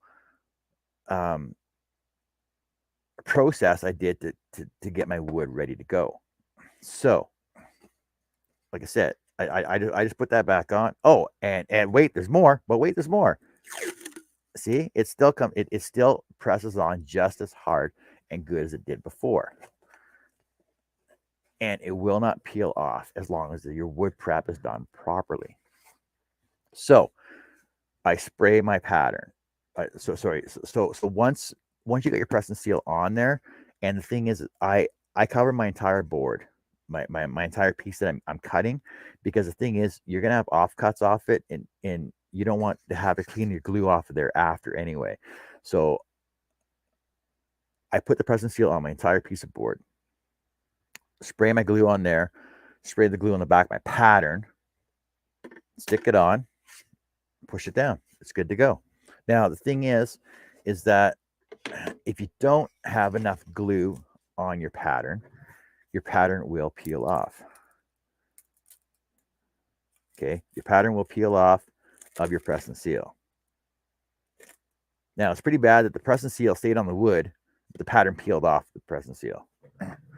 But as long as you have enough glue on your pattern, your pattern will stay on the press and seal and not come off. And I've shown this before, where when you finish your cutting, you peel it all off. Anything extra left over is still good wood. There's no bad wood. There's no scrap wood. There's no garbage wood. Everything in your shop can be reused and repurposed for something else. So there's no residue on there. It's nice and smooth. It's a finished product, right? So when you're finished cutting out your project, you're still going to have fuzzies, depending on the blade you're using. Now, because I just use spirals, I do have fuzzies on the back of my wood. I end up with little bit of fuzzies on the back of my wood, as you can see that there. Now, a little bit of hand sanding, not a problem, gets rid of it all. Smaller stuff, hand sanding. Bigger stuff, I use my Orbital sander for that.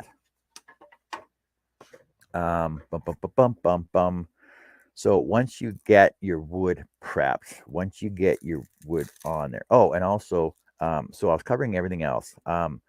I didn't mention shelf liner. You can shelf liner as well, because I know Shay uses shelf liner. Basically, it's shelf liner.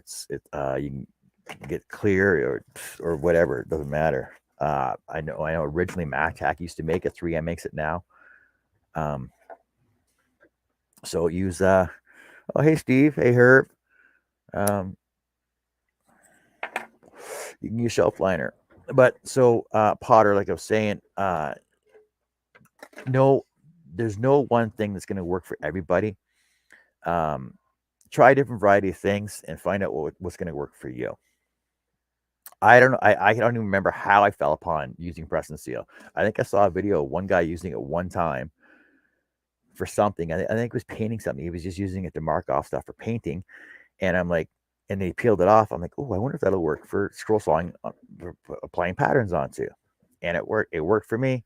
So I'm trying to share my knowledge with everybody else out there.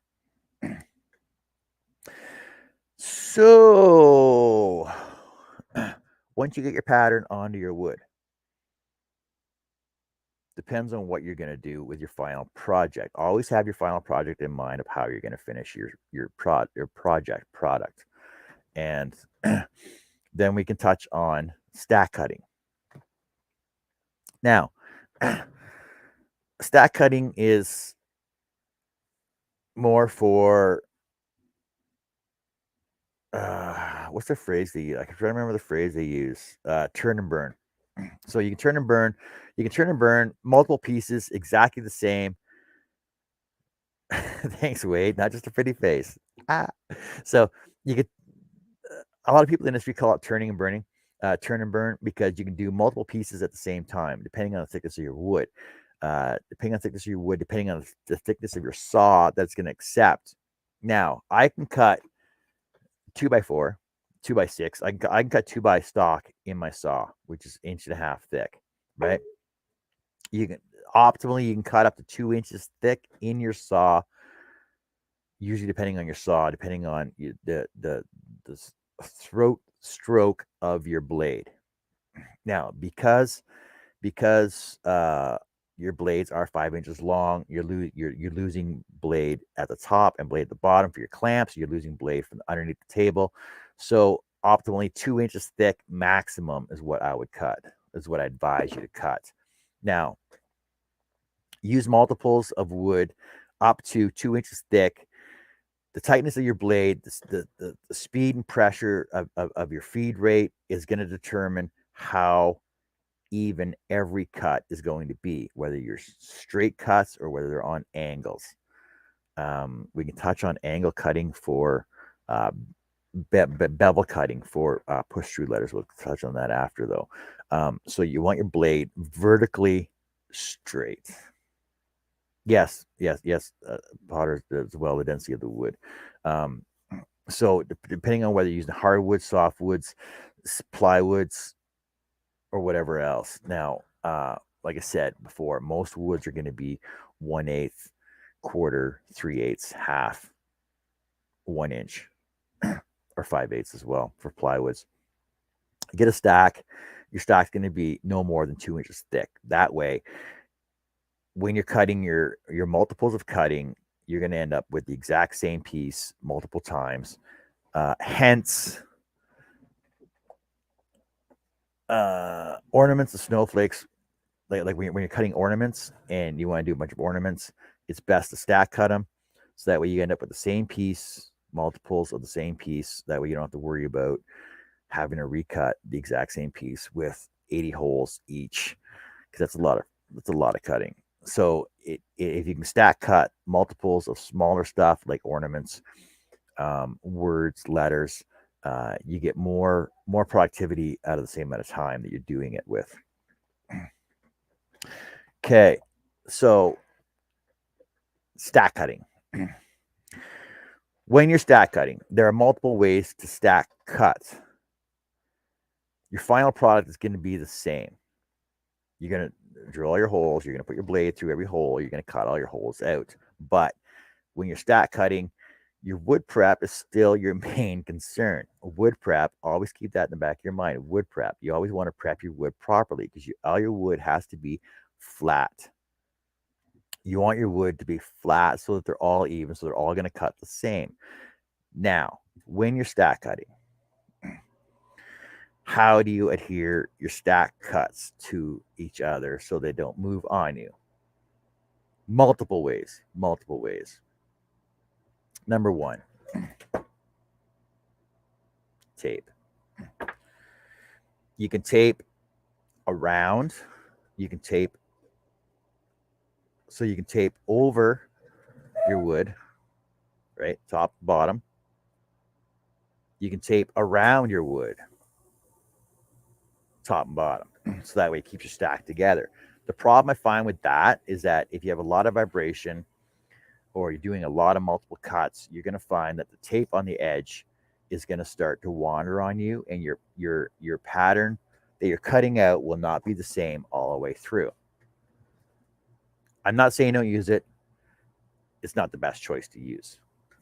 You can use duct tape. You can use red tape. Try and put everything you're doing, like so the next section that I'm going to show you, try and do it so that everything is going to be on your waist cut areas.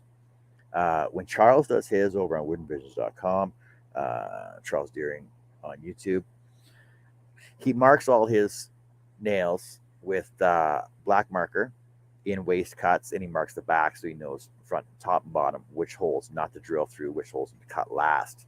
That way, your piece will still stay together when you're doing a stack cut, so you don't have to worry about a lot of things in the end. Multiple ways to stack cut, depending on how thick your stack is. You can use hot glue gun. All right. If you use a hot glue gun and you happen to get glue on your finished piece, like I said, try and put the hot glue, try and put every type of fastener that I'm going to show you next, try and put it on the outside or waist area that you're going to be cutting. When you use hot glue, you're going to end up with, when you pull your boards apart, depending on your wood that you're using, it might just tear out on you. As an example, I used hot glue on this. It was a pattern. I'm not worried about it. It was a router pattern. It's in the middle. It's not going to be used anyway, but you'll end up tearing your wood with the hot glue, right? Now, what I found, I told Robin this too, is that the best way to get hot glue, dried hot glue off of your wood, is to use isopropyl rubbing alcohol. Now, this comes in a pump. It's actually really nice because I sat here one day and I just spray it on your dried hot glue, and it actually just peels right off. And if it's still sticky on there, spray some more underneath of it, let it sit for like 2 seconds, and it peels right off. Peels off in pieces. It's actually really nice, and it actually like the hot glue out of your clothes as well. And also, it feels like if you got hot glue on your arm, for those crafters out there that use hot glue. If you get some in your hair and your arm, whatever, spray some rubbing alcohol on, it'll peel off and it will not pull your hair off your arm. Hot glue. Number 2, stack cut. Double-sided tape. Carpet tape. Best way to use carpet tape is to cut into strips. Cut into strips, just put it on the outside edge of your piece you're cutting. Right here. Take double-sided tape, just put it on the outside edge, right? You don't have to do the whole piece. You don't have to do the whole strip. You only need a couple strips all the way around it. That way it'll keep your pieces together. Now, when you're cutting your pieces, it doesn't matter. It doesn't matter whether they're lined up or not. They don't have to be dead straight level to dead straight square to each other, because the thing is, it's waist area. You're cutting it out anyway. Some people need to pull the hair off their arms. Thanks, Mark. Thank you, Fodder. John's handy house tips. Exactly. So you can cut them into small pieces. It cuts better with a pair of scissors. Always have a pair of scissors handy. Double-sided tape always cuts better with scissors. If you want, there's another option you can use with using green tape.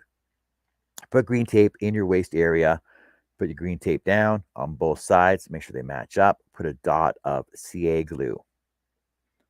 Stick them together. Now, the thing is, when you pull them apart, your tape will stick onto one side and not the other side, because you're peeling it. When you split them apart, it's going to peel off. But since it's in your waist area, you don't have to worry about it peeling off, because it's in your waist area. It's going to go to your scrap pile, which will be your repurposed pile for your pendants and earrings later on. If you find yourself handy and you have a staple gun, use a staple gun, depending on the thickness of your wood. Now, staple guns, because they come in different, you can get staples in different sizes up to, what is this one? This one goes up to 3/4 inch, I believe. So basically, you can stack cut 3 1/8 inch pieces together. So, 3/4 inch pieces together. But the thing is that if you're using 3/4 inch staples on 3/4 inch pieces of wood, your bottom layer is not going to stick. So you're going to want to go top and then bottom as well. That way you get full adhesion on all 3 layers. Now, if you don't have a staple gun, use an air compressor, use a nailer. Finish nailers are handy. Finish nailers are cheap. Finish nailers are used for a lot of things. Now, this one being, it's a 16 inch gauge brad nailer.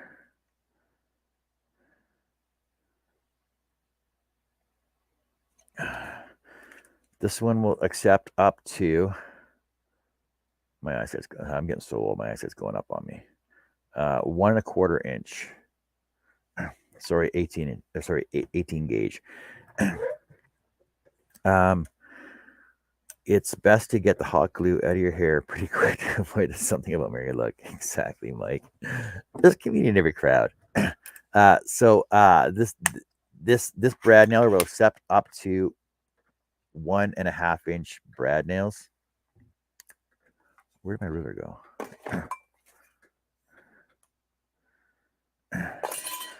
It'll accept up to 1 1/2 inch brad nails. I use a lot of 5/8. It's for a lot of good finishing stuff. So 5/8 will actually work for when you're putting your frames on your wood.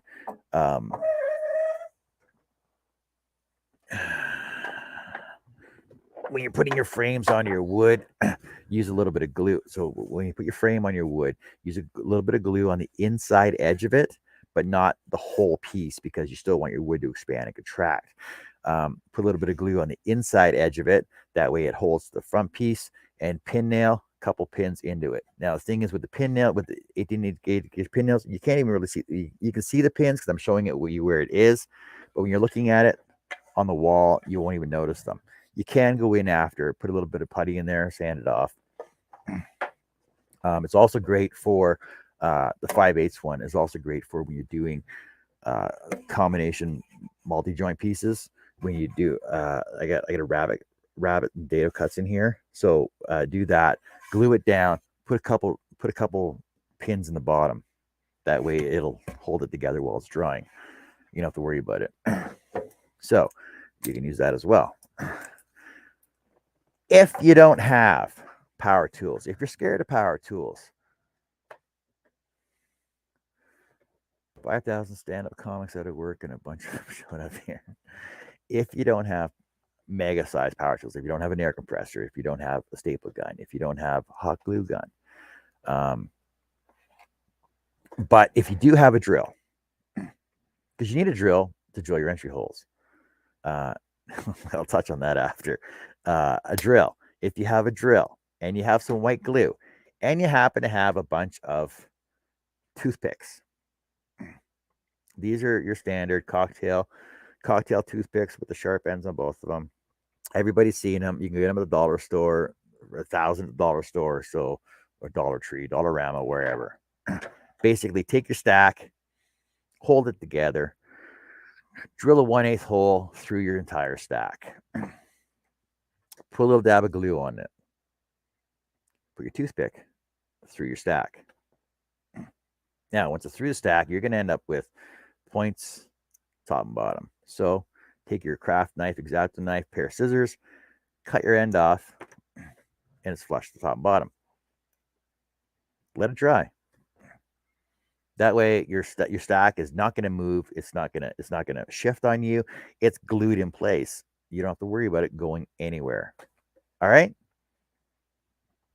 Are we up to speed on everybody? Anybody got any questions? Anybody got any comments, inquiries, anything at all?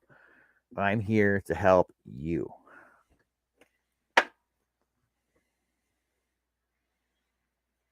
Can you show us an example of which one, Robin?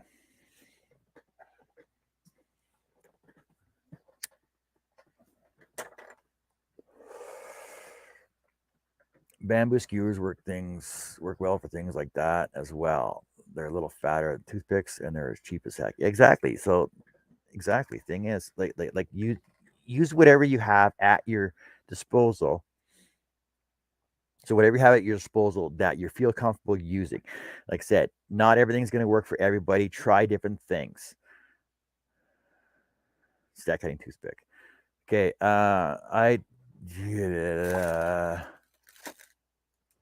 I'd love to show it to you. I don't think I have any 1/8 bits handy right now. But I'll show you a quick example of how to do it, though. So if you got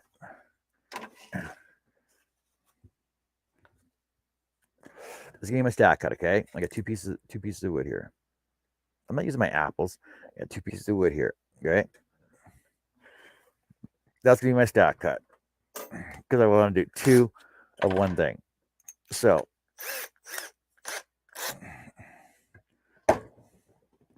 when you're drilling, side note, when you're drilling, always use a backer board. I've had this backer board for probably 2 years now. I can't even tell you how many holes are in this thing. Always use a backer board because the thing is that when you drill through wood's going to split and break on you. But the thing is, depending on your speed, depending on your pressure and everything else, if you have a backer on it, a sacrificial piece is not going to split on the back side of you. So, as a quick example, take a drill your hole through. This is a quick demo. It's not perfect or anything. So once you got your hole through your wood, it's not even the right size bit. Like I said, use a 1/8 bit. Use a 1/8 bit. When you got your hole drilled through both sides, take a toothpick, just dip it in glue, stick it through your hole, right? Let it dry. So and at this point, you can actually realign your stack if you want to make it straight. Realign your stack. Once your toothpick is dry, once your glue is dry, pair of scissors, just cut it. Right, cut it. That way, it's there. And the thing is, if it's not flush, it's wood. You can sand it down to make it flush. That's it's flushing your table, so you get nice movement on your table. And like Mark said, you can use a skewer as well. If you don't have a pair of scissors handy, Robin, use a craft knife. If you don't have a craft knife handy, use a pair of snips. I'm sure you got a pair of snips handy around your table somewhere. Thing is with snips is that you'll actually get it more flush. To get it more flush, you won't even see it. And the thing is once it's glued in place, your stack's not going to move on you at all. All right. Anything else? Did we lose anybody anywhere? We can't see.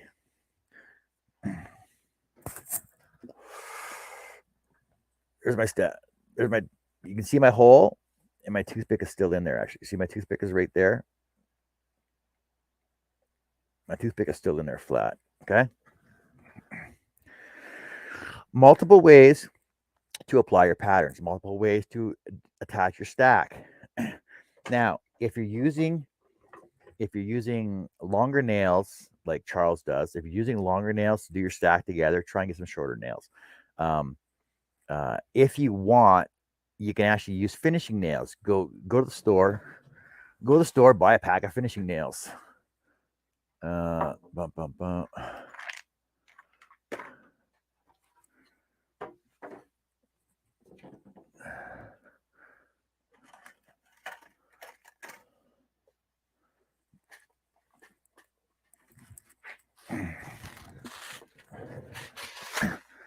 Go to the store and buy a pack of finishing nails. These are 1-inch nails. There's 6 ounces of nails in here. It's probably like 500 nails in there. So just use finishing nails. Just hammer them right through. Best to do it on a concrete floor. That way you can hammer it through. It'll actually flatten on the back side. You don't have to worry about it. It won't scratch your table up because it's flat. If you're using toothpicks, you don't have to use the painter's tape. Is that what you're saying? Yes, exactly, Robin. So, like I said, so all the multiple choices of stack cutting. You got hot glue. You can tape your edges. You can use hot glue. You can tape it and use CA glue in it. You can use double-sided tape. You can use a staple gun. You can use a pin nailer. You can or a finishing nailer. You can use toothpicks. Multiple ways to stack cut. All right.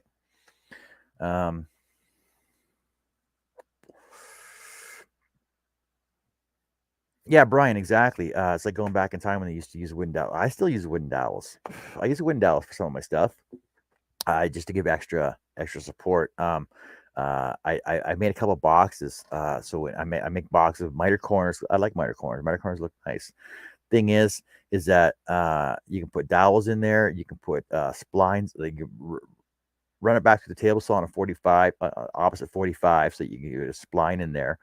We can put your 45 together. You got a nice darker spline in it, or if you got a fancy jig for your table saw, yeah, you can run splines on the end of it as well, like straight splines or even butterfly splines. Masking tape on both layers and super glue would work. Yes, they would. Okay. Now let's talk about blades and drill bits and drill entry holes. Up to speed.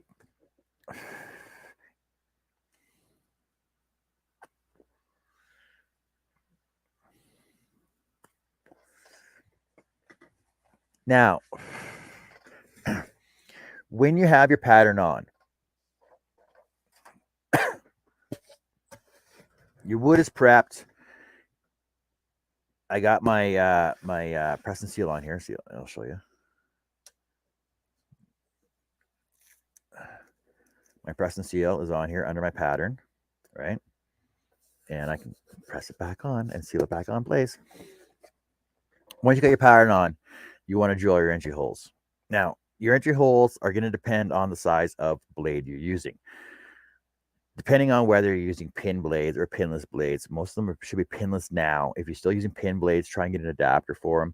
Otherwise, you're going to make big holes for your pins to go through. Or you can pop the pins out, put your blade through, put the pin back in, or use a nail. A finishing nail on the top end will work as well for your pin blades, or a cotter pin, or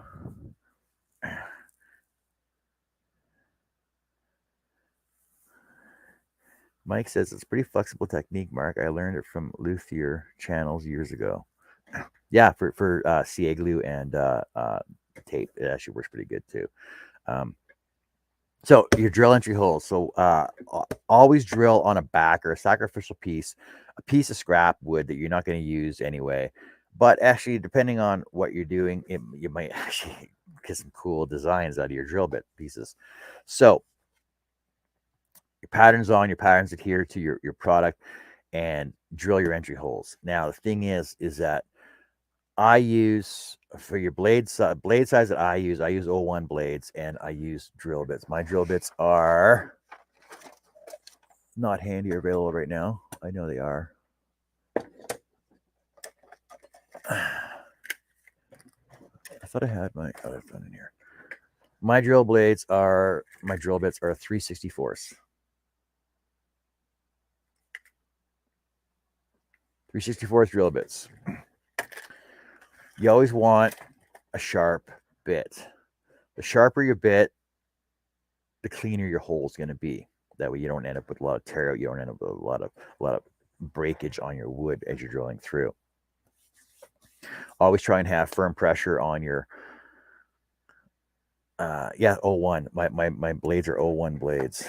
I use Penguin Gold 01 blades. They're really, really small. They're 0.28. Most common blade size are 1s or 2s, which are 0.35. Mine are 0.28, so they're a lot smaller. Because I do a lot of fine detail work, that's how I end up making all my small, clean, fine, intricate cuts when I do stuff, right? Putter. That's how I end up cutting detail work like that, using my 01 blades. And that's how I end up cutting nice vein lines like that. Now, though, these lines on here are, I'm going to say they're 1/32, because they're less than one. They're half of 1/16 inch thick lines.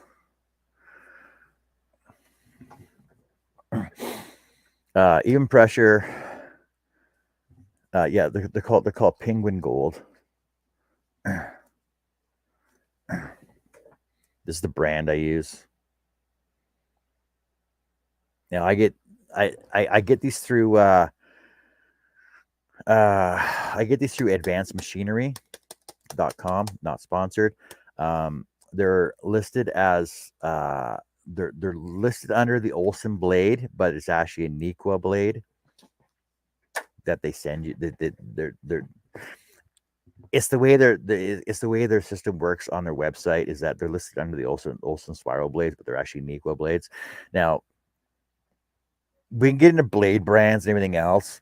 The thing is that it like I say, tell everybody, it depends. Buy multi-packs from your suppliers of what you're going to use. I have used Olsen's. I don't like Olsen's at all. Olsen's, I find, do not stay sharp. Pegasus blades will stay sharp for a while, but they're the same thing. Sawbird, another brand. Sawbird is through Garnett Hall at sawbird.com. They are Nequa blades that get rebranded as Sawbird blades.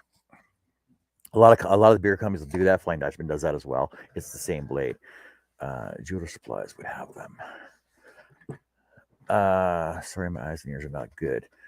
Penguin Gold. They also come in penguin. They also come in silver as well.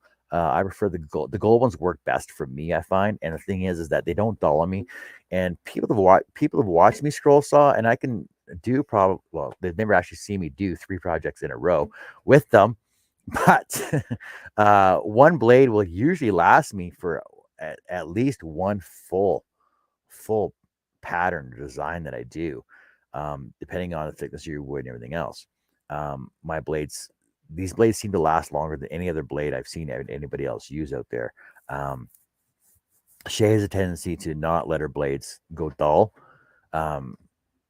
but me, because of what I cut, a lot of it's softwood anyway, so that they last a lot longer. Yes, Brian, penguin, not penguin, Pinguin are Nequa blades, which are Flying Dutchman, which are Seiko, I believe, as well. It's all the same blade. They all come from the same place. They all come from the same company. It's the same as fuel. It all comes from the same place. It just gets rebranded when it gets put out in a different truck. So the same blade comes from the same company. The manufacturer gives it to the wholesaler, who gives it to the distributors, who gives it to the retailers, and everybody gets their cut. Everybody puts their own branding on it. So therefore, it's the same blade. Doesn't matter what you order it as. But you can go you can go directly to their website if you want. I know if you look, if you Google penguin gold, I did this before too. It'll take you to their website.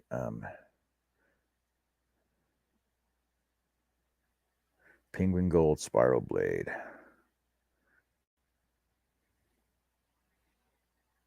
It takes you to an Etsy site. Wood parts, scroll saw blades, and more. PMC supplies. It takes you to all these different suppliers in the States, right? You can actually order it directly through Holslub Sogelblatter. If you go there, you can actually get it from there as well. Or if you guys are really good at your computers, you can just get that code right off of there.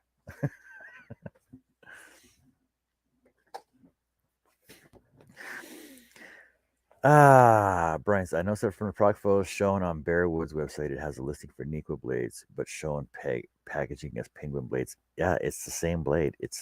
Like I said, it's just rebranded the way it is. What's the history of the link between Seiko and Excalibur? I'll get into that, but it's actually the history between Excalibur and Seiko. Drill entry holes. So once you get your drill entry holes in place of where you want to drill your entry holes at, now, because I use spirals, it doesn't matter where my entry holes are at. If you're using flat blades, you want to try and stay close to your corners and your fat part of your starting points, because you're always turning your board. You want to try and get where you need to go. Mark says, okay, guys, got to split, do my Sunday morning program and such. I'll drop back later if you're still on. Thanks, Mark, for joining us. See you later. Take care. Have fun on your show. That's Mark show over on Mark Lindsay CNC over on YouTube. Go check him out if you want to, and hit a like and subscribe. Hit that bell button so you get all the notifications for when he goes on. Usually every Sunday, and also him and Eloy Escajeda do a show on Tuesday nights called Trampled Underfoot Podcast. Go check that out too. It's pretty funny sometimes. Okay, so I got my drill. I got my drill bit. I got my brand new sharp drill bits. If they dull out, you'll find out that you'll end up with breakout on the back of your project, which you don't want to have. Try and use sharp bits. Use a bit just a little bit bigger than your blade you're using. That way, it goes in the hole nicer. Really, honestly. If you want, when you're stack cutting, you'll find that you have very little space to try and line your hole up. Doesn't matter whether you're top feeding or bottom feeding. You're gonna find you have very little space to try and find your hole if you're bottom feeding, especially. So if you want, you can use an awl or an ice pick and on the back of your holes. That way you can hog. It's called hogging out. So you can hog out your holes on the back side. That way you can find your holes easier. Otherwise, you'll end up with sometimes when even if you use a sacrificial piece of board, you'll still end up with a little bit of breakage on there. See that little bit of breakage right there? You'll still end up with a little piece of breakage on there. I just have to change my bed out. What blades do you recommend? Yeah, I told you guys what blade I recommend. Where do you find small blades? Now, there's a couple places where you can find small blades, a couple places where you can get small blades. In Canada, go to Home Hardware. Home Hardware has the best selection of miniature micro bits. Like I said, these ones, I'll even show it to you. So these are benchmark bits. Two bits, 3/64 inch. They were $449. They were on sale for $196. Home Hardware. Home Hardware's always got awesome deals on drill bits. Now, if you don't have a Home Hardware near you, which I'm probably sure you don't, you can go to the store. Go to a promo store. Promo stores are better stores to go to, like promotional stores, because the thing is that you'll end up getting promotional items, and a lot of people like to brand their stuff with a lot of different fancy cool tools. So this is a miniature drill. It's a hand drill. Now the thing with this is I got this at a promo store. I think it was like $2. So $2 at a promo store. Now the thing is, it comes with your micro arbor on the end of it for your micro bits, and in the end, it comes with a pack of micro bits. There's 8 different size bits that it comes with, and the thing is the arbor on the end of that will actually fit into your Dremel. Oh, this fell, so it broke that end off that. But the miniature arbor in the end of that for your drill bits will fit into your Dremel. Keep that in mind. Now, if you want, you can just use this by itself, drill your little holes by hand. It's a pain in the butt. Or if you go down to your hardware store, buy, it's called a jeweler's drill. This is a jeweler's drill. Okay. When you push on the end, it spins your end piece here, and basically you just have to push on like this to get to drill through your wood. Now, pin vise. That's the word I was looking for. Thank you, Potter. Pin vise. So you have to change your drill bits to do they get dull or break? Now the thing is, you don't want to put a lot of pressure when you're drilling through because they're really small bits. You don't need a lot of pressure to go through. As long as they're sharp, they'll go right through. Now, I actually bought a couple of these, and these are handy, but they're a pain in the butt to try and drill through. So what you do, you buy a couple of these. They're cheap. I think they're like $4, $4 or $5, right? It's called a jeweler's drill, and it uses these micro bits. You can also buy micro bits in packs through all your major distributors, suppliers anyway. So what you do with this is you take it, and you can use a scroll saw, because your scroll saw will cut aluminum metal. Use a scroll saw and cut the end off. So you're left with this nice, fancy, flat end piece, okay? Because all you need is this chuck. This, you can keep this. I just keep this to show you guys what it was to begin with. All right. Now you take that, and if you want, you can take this collar off it as well, because the collar just spins on there. You take the collar off, you'll end up with this. Okay. Now with this, fits perfectly inside a cordless drill, and it's straight. Okay. So once you have it in your cordless drill, you can still pull your chuck off to pull your bits out.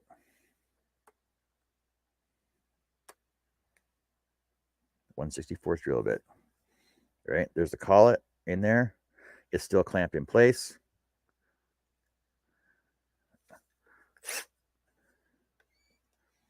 There you go. So you got a $4 jeweler's drill. Cut the end off of it. Go pick up one of these, couple bucks at the promo store. You'll have your instant micro bits and a chuck for your cordless drill. Just saying. Now you can also use a Dremel as well. You can use a Dremel with your drill attachment onto it. Now, a couple ways to actually drill your holes through.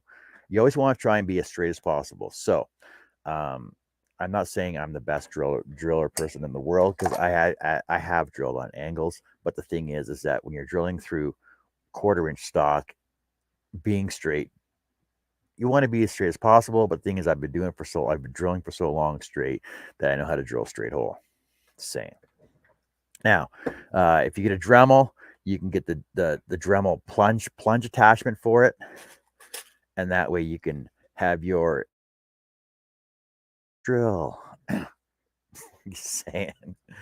Another wood tip. Wish I would have known. I purchased a new chuck for my Dremel and already had the jeweler's drill. Could use that chuck. Exactly. Always watch.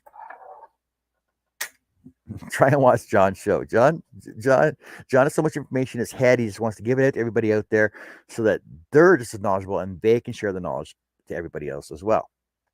I'm not saying I know it all. I'm not saying I'm a smart ass. I'm just saying I know a lot of things, but not enough people watch me to understand or to get the point across to everybody else that need to know everything else.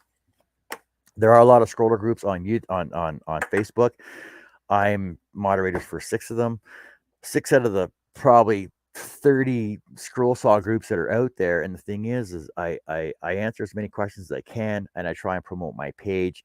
I don't get a lot of traffic coming over to the page, but this is where you can ask any question and I'll show you guys exactly what to do with what I have available to me, because I usually have a lot of stuff here. I need to get some sanding down, but I'll be like listening to what I can hear. Thanks, Mike. Okay, so once you get your holes drilled, you can start cutting. Right?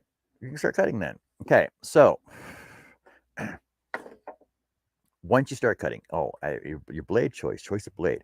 Now, like I said, there's a lot of blade companies out there, but there's basically only 2 blade manufacturers.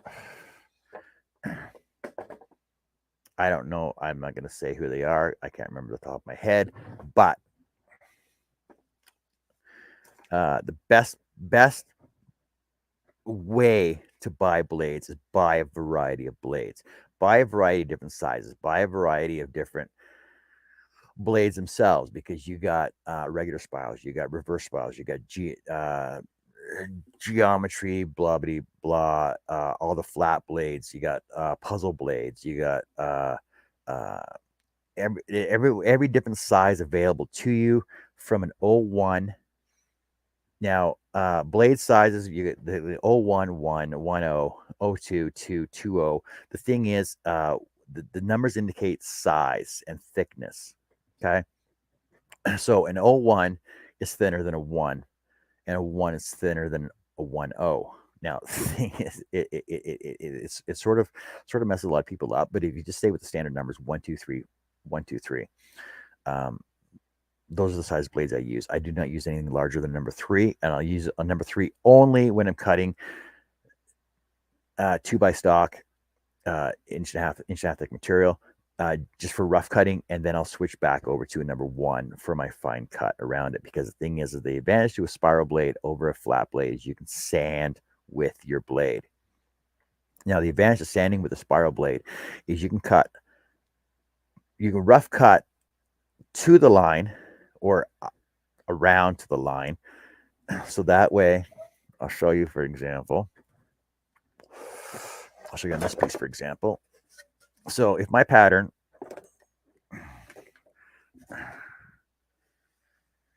this is a big example, by the way. So if that line is my pattern, right, I can use my number 3 on my 2x stock to cut up to the line, which I did on this one here. So I cut to the line. And then what you do is you use a spiral blade to sand right at the line. That's the difference between up to and at the line. Thing is, you don't want to, you can cut on your line, but the thing is, once you pull your pattern off, nobody's going to know. Nobody's going to know. You can do whatever you want to your pattern. The thing is that a pattern is just a guideline.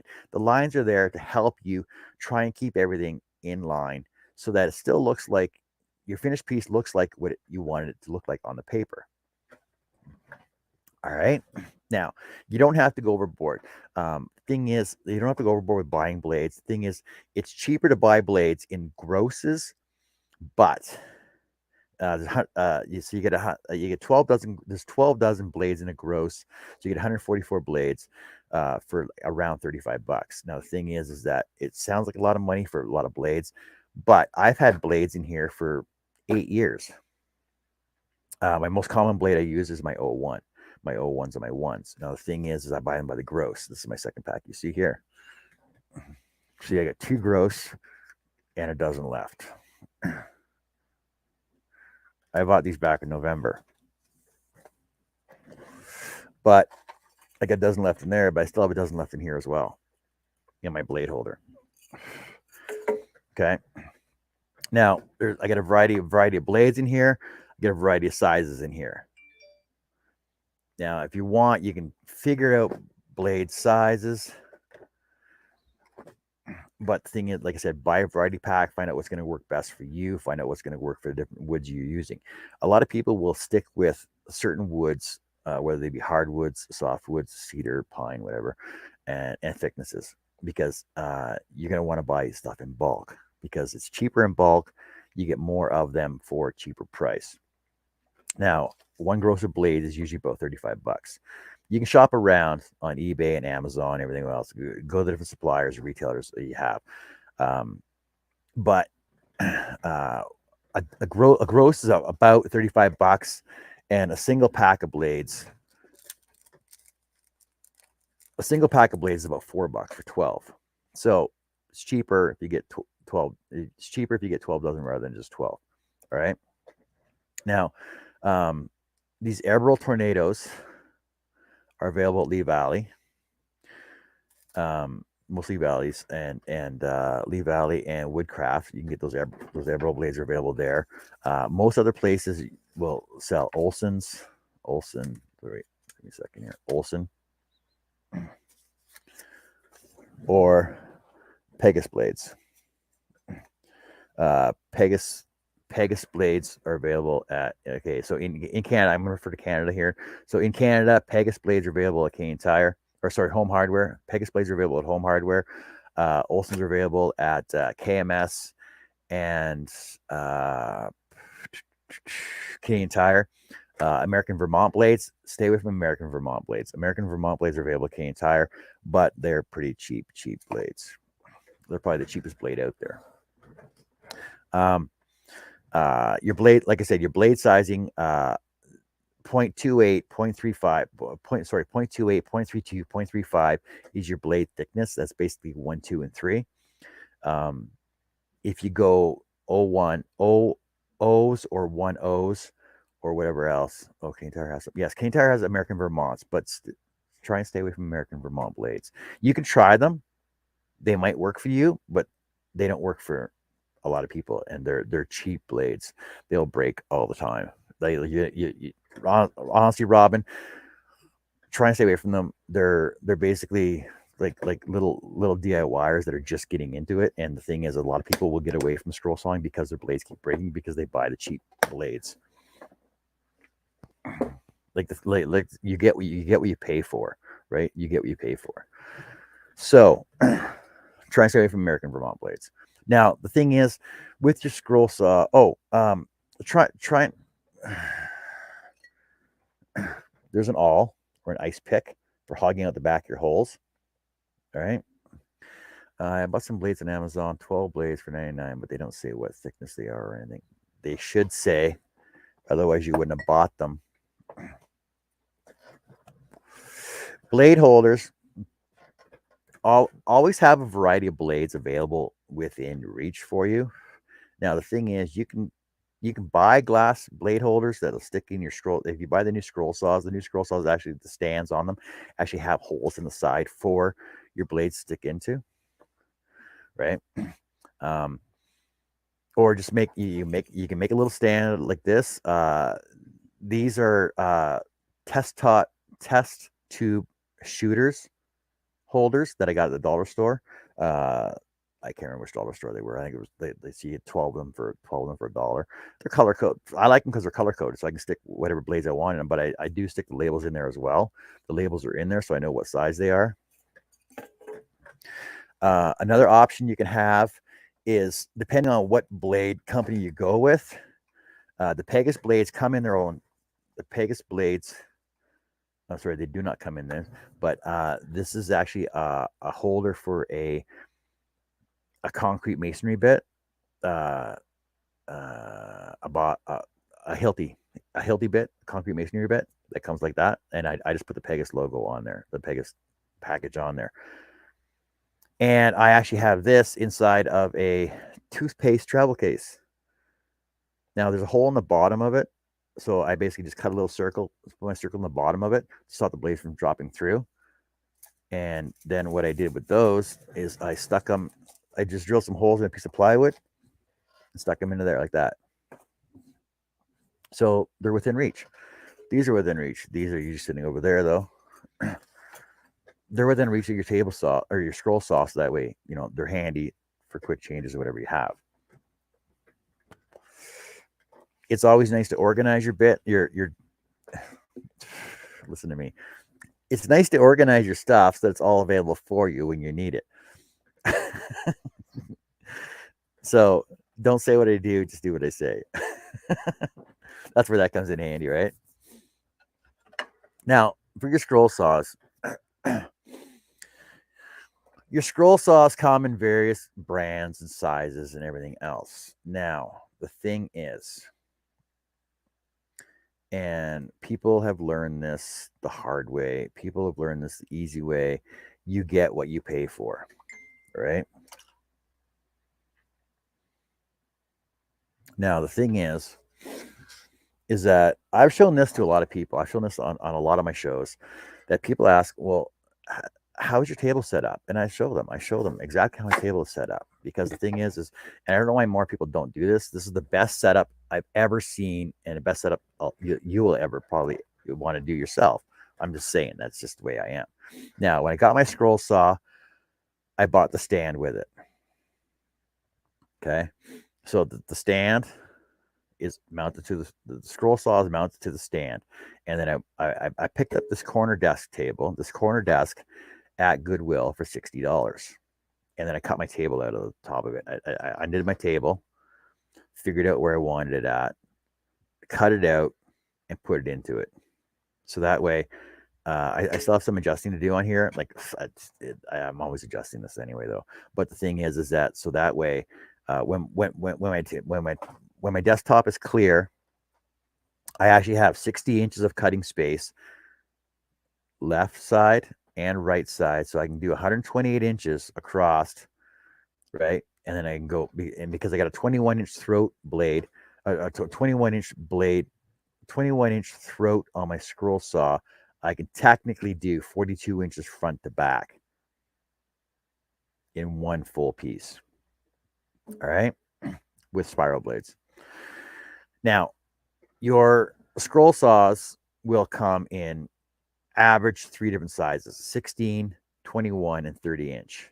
Now, your blade sizing is from your blade point where your blade attaches at to the back of your throat. So I got 21 inches from the back of my throat to my blade. So that's what makes it an EX21. What makes it EX is because of the brand name Excalibur. Now, this one was made by General International. This was one of the last ones that were made. last brand made in Canada, one of the best scroll saws out there. Where'd my clamp go? One of the better scroll saws out there. Now, the thing is that there are other scroll saws out there. There are better scroll saws out there. The the Hawk, the what's that one? What's the one that Charles uses? The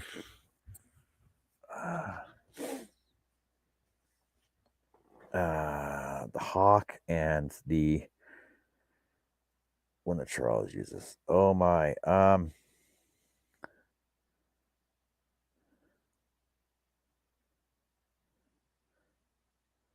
Okay, Robin, you bought those are not scroll saw blades. Robin, sorry to tell you, those are not scroll saw blades. What you bought are coping saw blades. This is a coping saw. Coping saw is like a hand scroll saw for fretwork. Now, your blades are longer than 5 inches and they're made for a coping saw. They're not made for a scroll saw. Now, the thing is, there's a lot of different names that people use for scroll saws because the first scroll saw was actually a fret saw, and then you're looking at a jigsaw. A jigsaw was first called a scroll saw, and then they changed the name to jigsaw. But a saber saw, which is a reciprocating saw, was also called a scroll saw as well. Okay. Yes, Steve. Thank you, Hegner. So the Hegners and the RVI Hawks are pretty much the top of the line scroll saws out there. Then you go down in line from there. It used to be Excalibur was the next most affordable one, top of the line one out there, and then they got sold. General International sold it to a company in China, and then when they started making them, the last one after this one was the first black one out, Excalibur. And they used to be, what color were they before? I think they were purple before too. When they stopped manufacturing them in Canada, went to China, that's when the quality went down on them. A lot of people were saying that since I think it was 2000 and don't quote me on this, I'm pretty sure it was 2012 or 2013 when Excalibur General International sold it to China, and then the quality went down on them. So this is still one of the last ones that were made in Canada at the time. So it was the Cadillac of scroll saws at the time was the Excalibur. Now, you can buy other scroll saws, DeWalt, Delta, Ryobi, Dremel, Rock. They all make their own brand of saw. It depends on how often you're going to be using it, what you're going to be using it for, and the quality of work you want to expect out of it. You get what you pay for. Same with wood, same with blades, same with scroll saws. You get what you pay for. Now, the thing is, I've had this for over 10 years. I've had minimal issues with it. I had to replace my tensioner and my blade clamp system on it, but I cut those myself on my scroll saw, so it was not an issue. And the only other issue I had was with my air blower.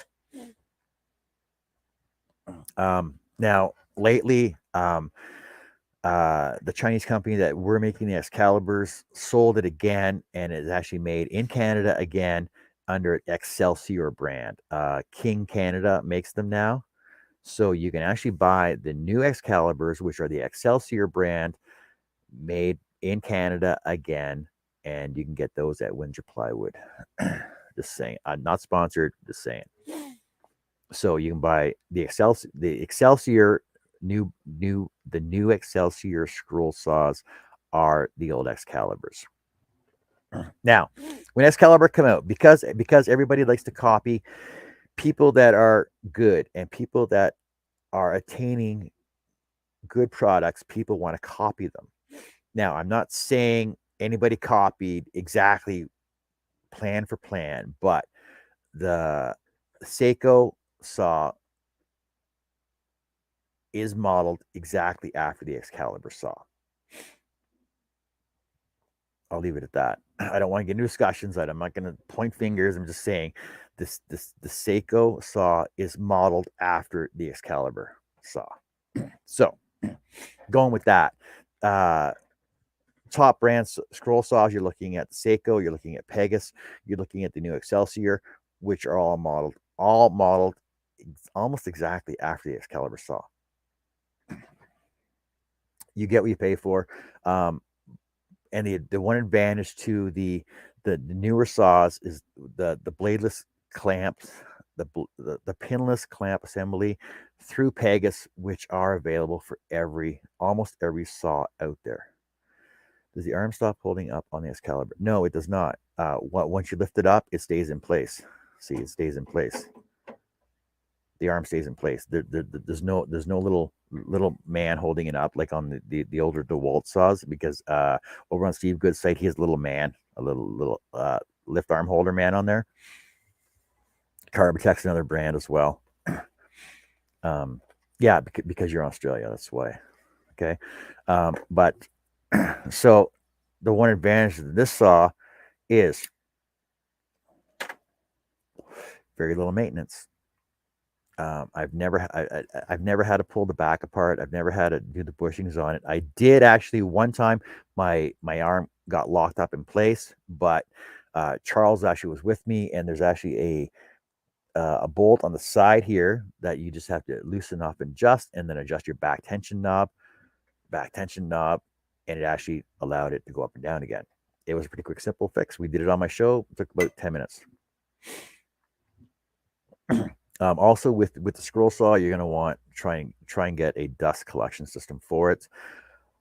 I have a half horse underneath my desk that I just attached to the bottom of the table. It's too loud to have it on when I'm scroll sawing on shows. That's why I never have it on. That's why there's always so much dust all over my table.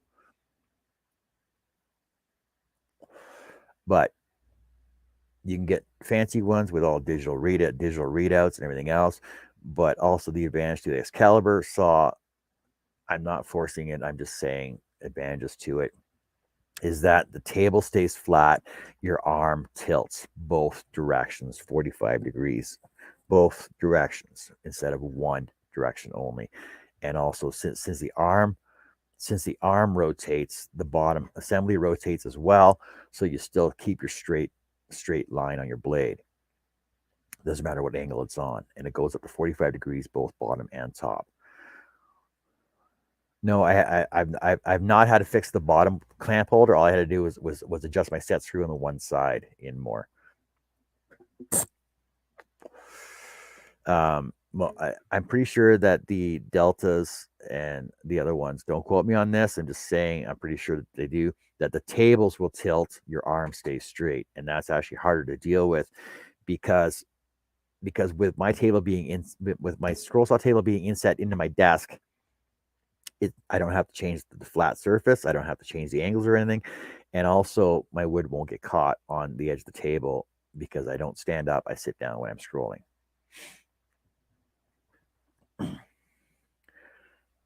Now, what's the next step once we're done all this? Oh, blade tensioning. So when you're bringing blade down, try to get a better shot of this for you guys. Sorry. Perfect. Now, when you bring your blade down, what you want to do is try and have it in such a spot that you can still have some play with it afterwards. And what I mean by that is because you got an inch of space on your blade itself with no teeth on it, right? Now, you want to have your blade so that it sits, the top of your blade sits in the middle of your blade clamp. In order to do that, adjust your clamp. So I always have tension down on my assembly. Bring it down so that your blade will fit in your clamp and will clamp up to the top of your nuts or your blade clamp assembly. Tighten it up. The reason I put pressure on it is when I bring my tension knob up, it tensions it up. And you get that nice little ping sound. Now, the thing is, that's actually loose. But the tighter your blade is, the less what's the word? Deflection you're going to have on your blade, right? Because you when you're doing stack cutting and when you're doing straight cutting, you want to have your blade with as little deflection as possible. So you want no deflection back. In order to do that, tighten your tension at the back, then you get a no deflection on your blade, right? And you get a nice pingy sound like that. Also, it's nice to have, I don't have it with me right now. I think it's over at my saw. Buy a little, oh, there it is. Buy a little combination square.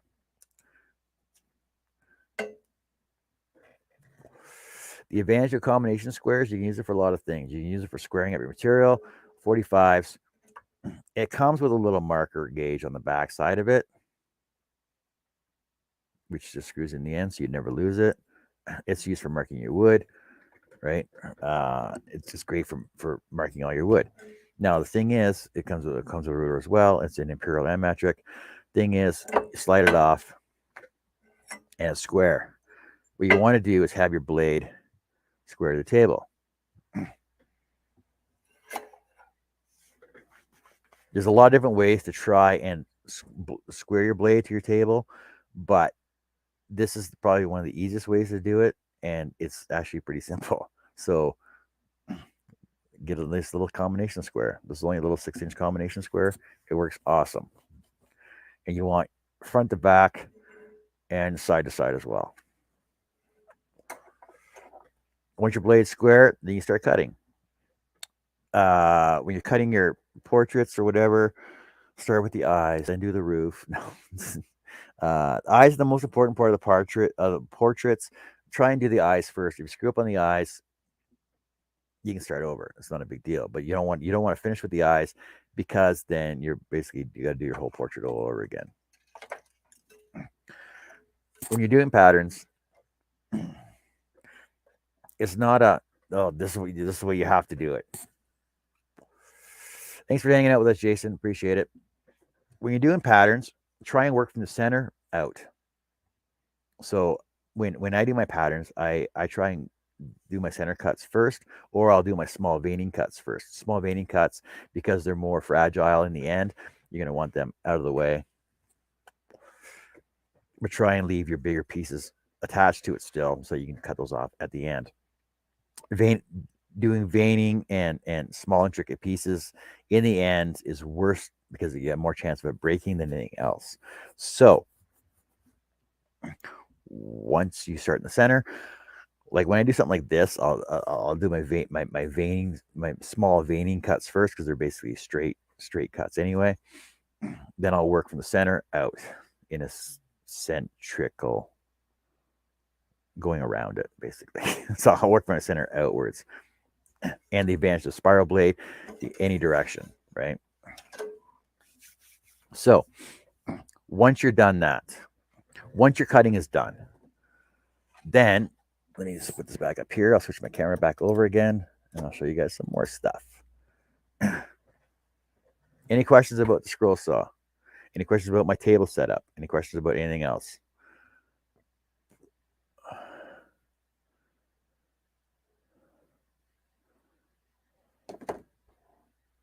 Before I move on. Good to go. All right, so this one.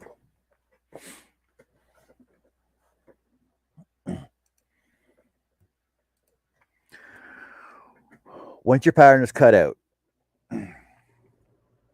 then your next step is what I do is I finalize my sanding edges. So what I'll do is I'll actually go over to my sanding tables, and I have I got a 1-inch belt sander. I got a 12-inch disc sander. I got a oscillating sander with multiple heads on it, and a 4x24-inch belt sander as well.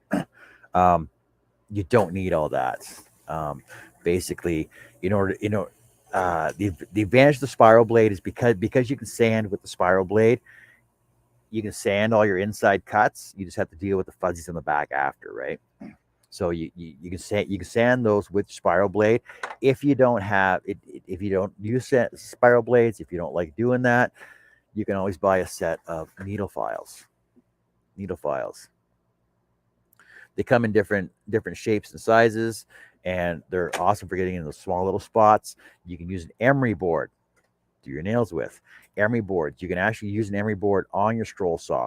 Just cut it to your 5-inch length, cut it down the center of it, and it actually has 2 sides on it, a rough side and a smooth side. You can put it directly in your scroll saw and sand your scroll saw pieces with it. You can use a piece of belt sand. Just cut the length, just belt sand on it. And when you're done all that, what you do is you peel your pattern off. Now, the advantage, like I said before, the advantage to using the press and seal is that when you peel your pattern off,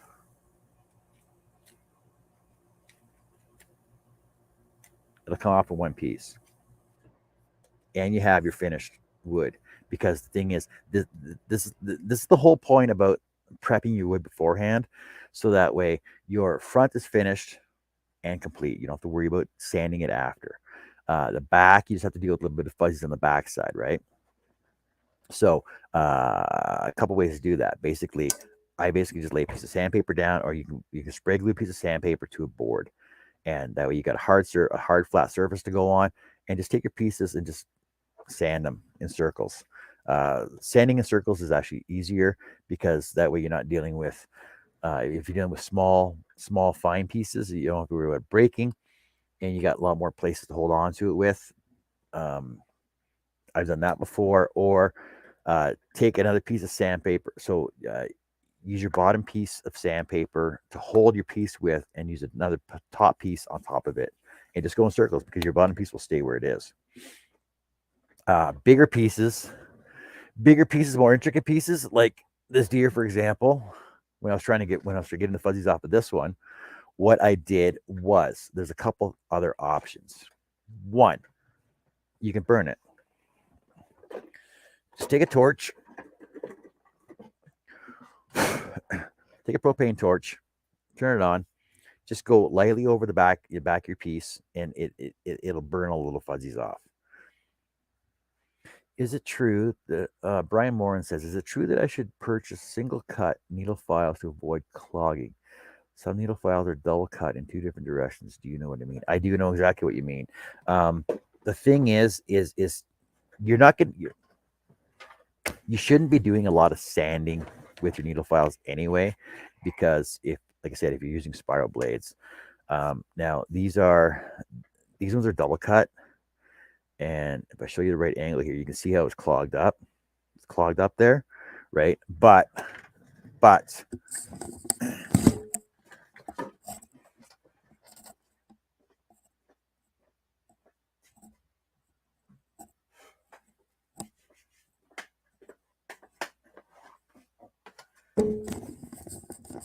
now this is actually a fancy tool. It's basically just a piece of rubber. It's used for cleaning your sandpaper pads off. You get a lot more use out of your sandpaper pads. Turn it on, run the piece of rubber right across it, and you can actually see it getting rid of all the sawdust that's clogged up in your sanding pad. Whether it be the 12-inch, the 1-inch belt sander or whatever. But just take a needle file, like you can see it's clogged up still, right? It's clogged up. Just take your rubber. It's basically cleaner for it. Give it a couple of rubs, and it cleans your files right out. So there's the back side with the still on it, and there's the front side all cleaned out. I don't know the actual name of it. Give me 1 second. Sandpaper cleaner.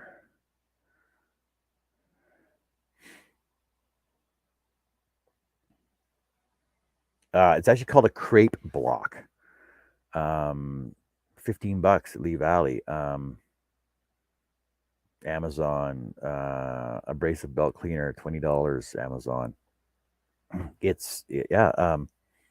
I got mine at Lee Valley sells them. Home Depot might even sell it too.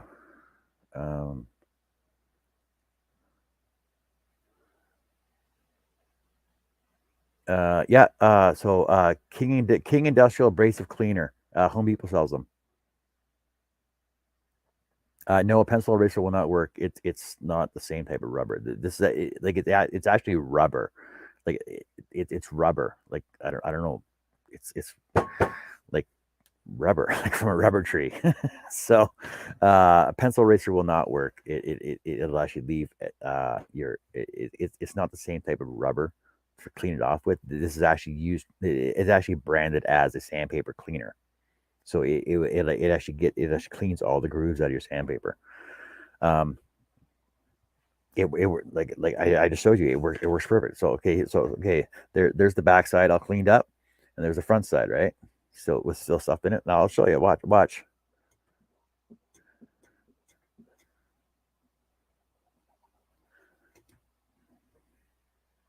Here you go, cleaned out.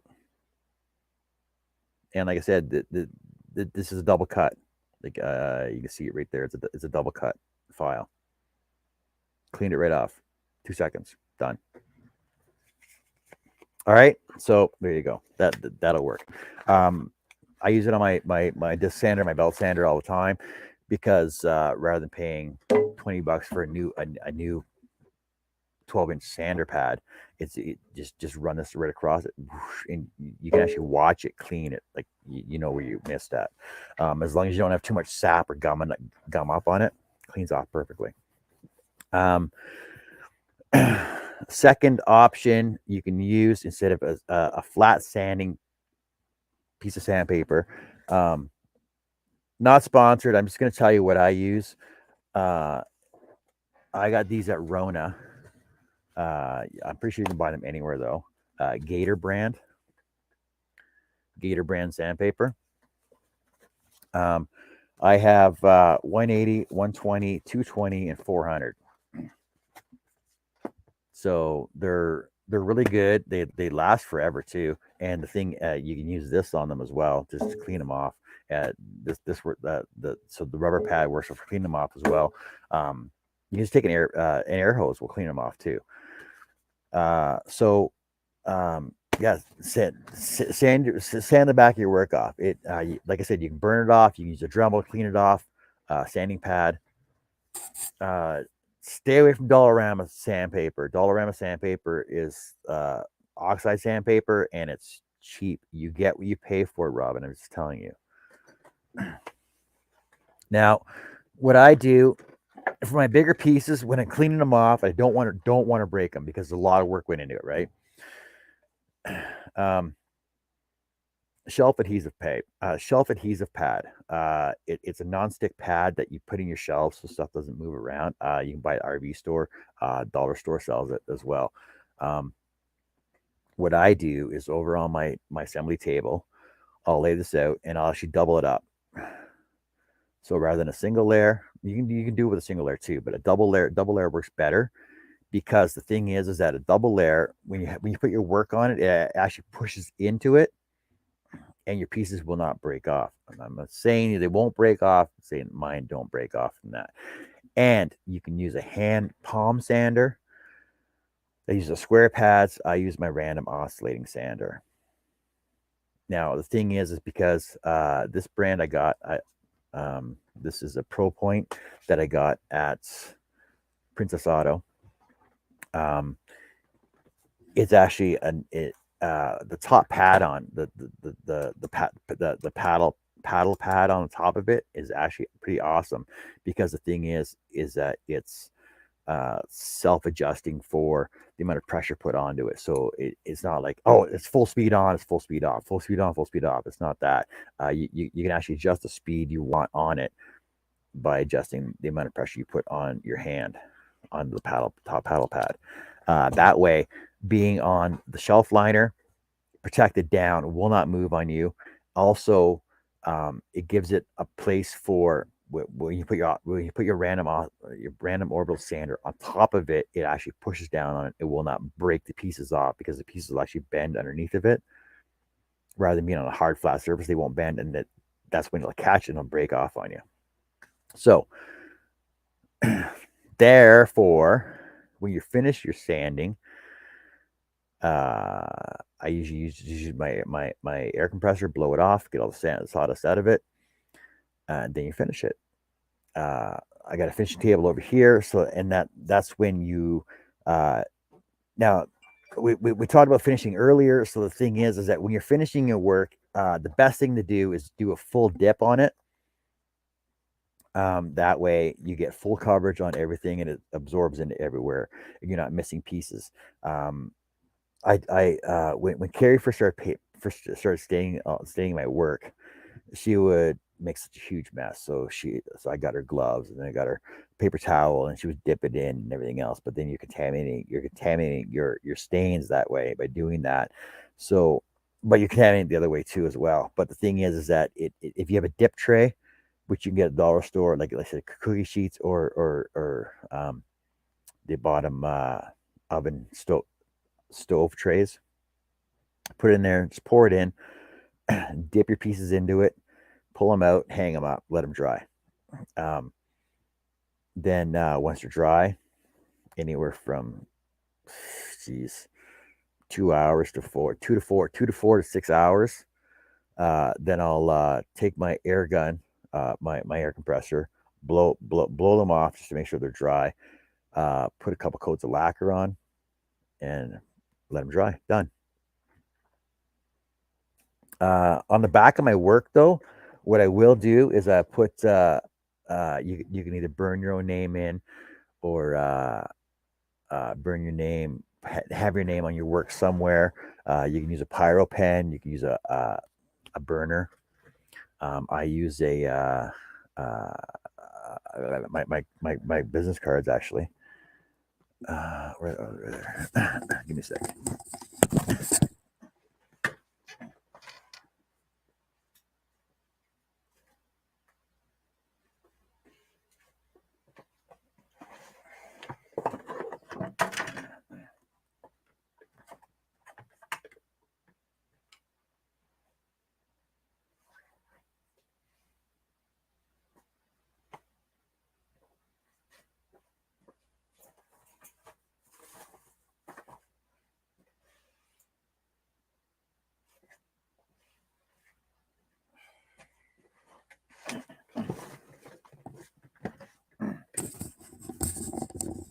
So the one advantage I have is I work at a sign shop, so I can get my stuff printed for me. So it's printed on canvas.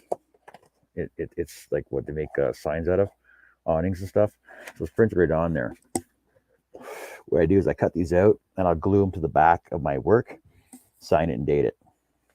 That way they know like all my information's on there, my name, my phone number, my name, my phone number, my email is on there, and I sign and date them all. That way they know it's an original piece of work by John. What if I could? And then it goes out the door. Any questions, any comments, any other things you want to know? Because I'm always here. Anybody can contact me through Facebook, through Instagram, Messenger.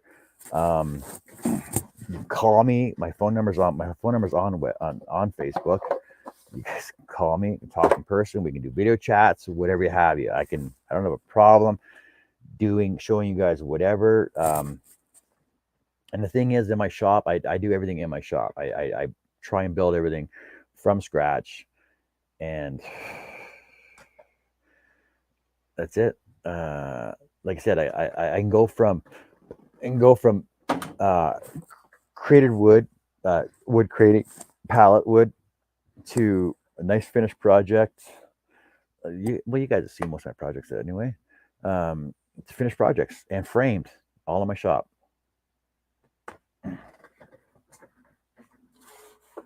You don't need all the fancy tools. Like I said, if you can't afford all the fancy tools, I can show you different ways of how to do things. I can show you different ways on how to make miter holes, make dovetails, make finger joints for boxes, make boxes out of plywood, make whatever have you, and any fancy different ideas you have. Your imagination is the only thing stopping you from creating projects that become art. So, on that note,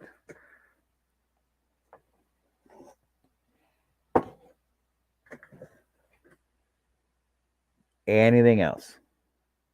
Anything at all?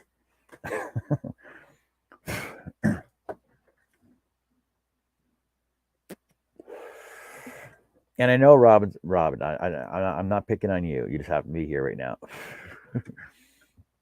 Try to stop painting your wood. You should change your title. Change my title to what?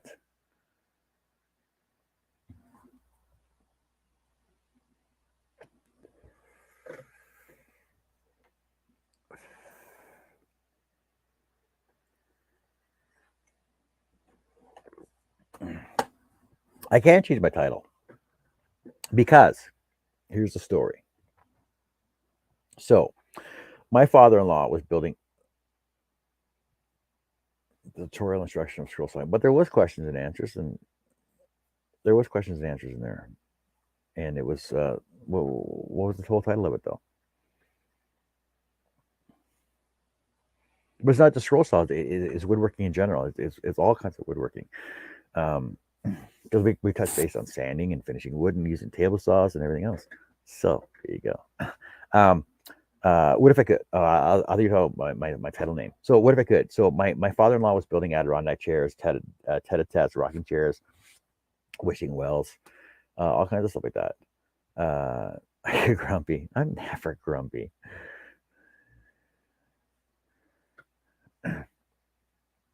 I can change it after. It's not a big deal.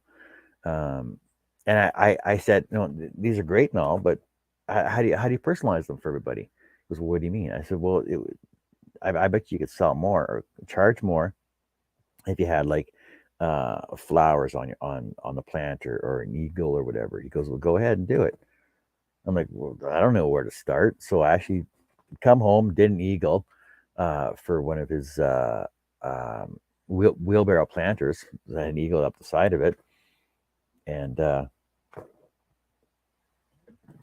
gave it to him, glued it on. He actually screwed it on, and he said, "Well, that's kind of cool. How long did it take you?" I said, "Oh, that one took about an hour or so." He goes, "Well, why don't I charge an extra $100 onto it?" I said, "Whatever you want."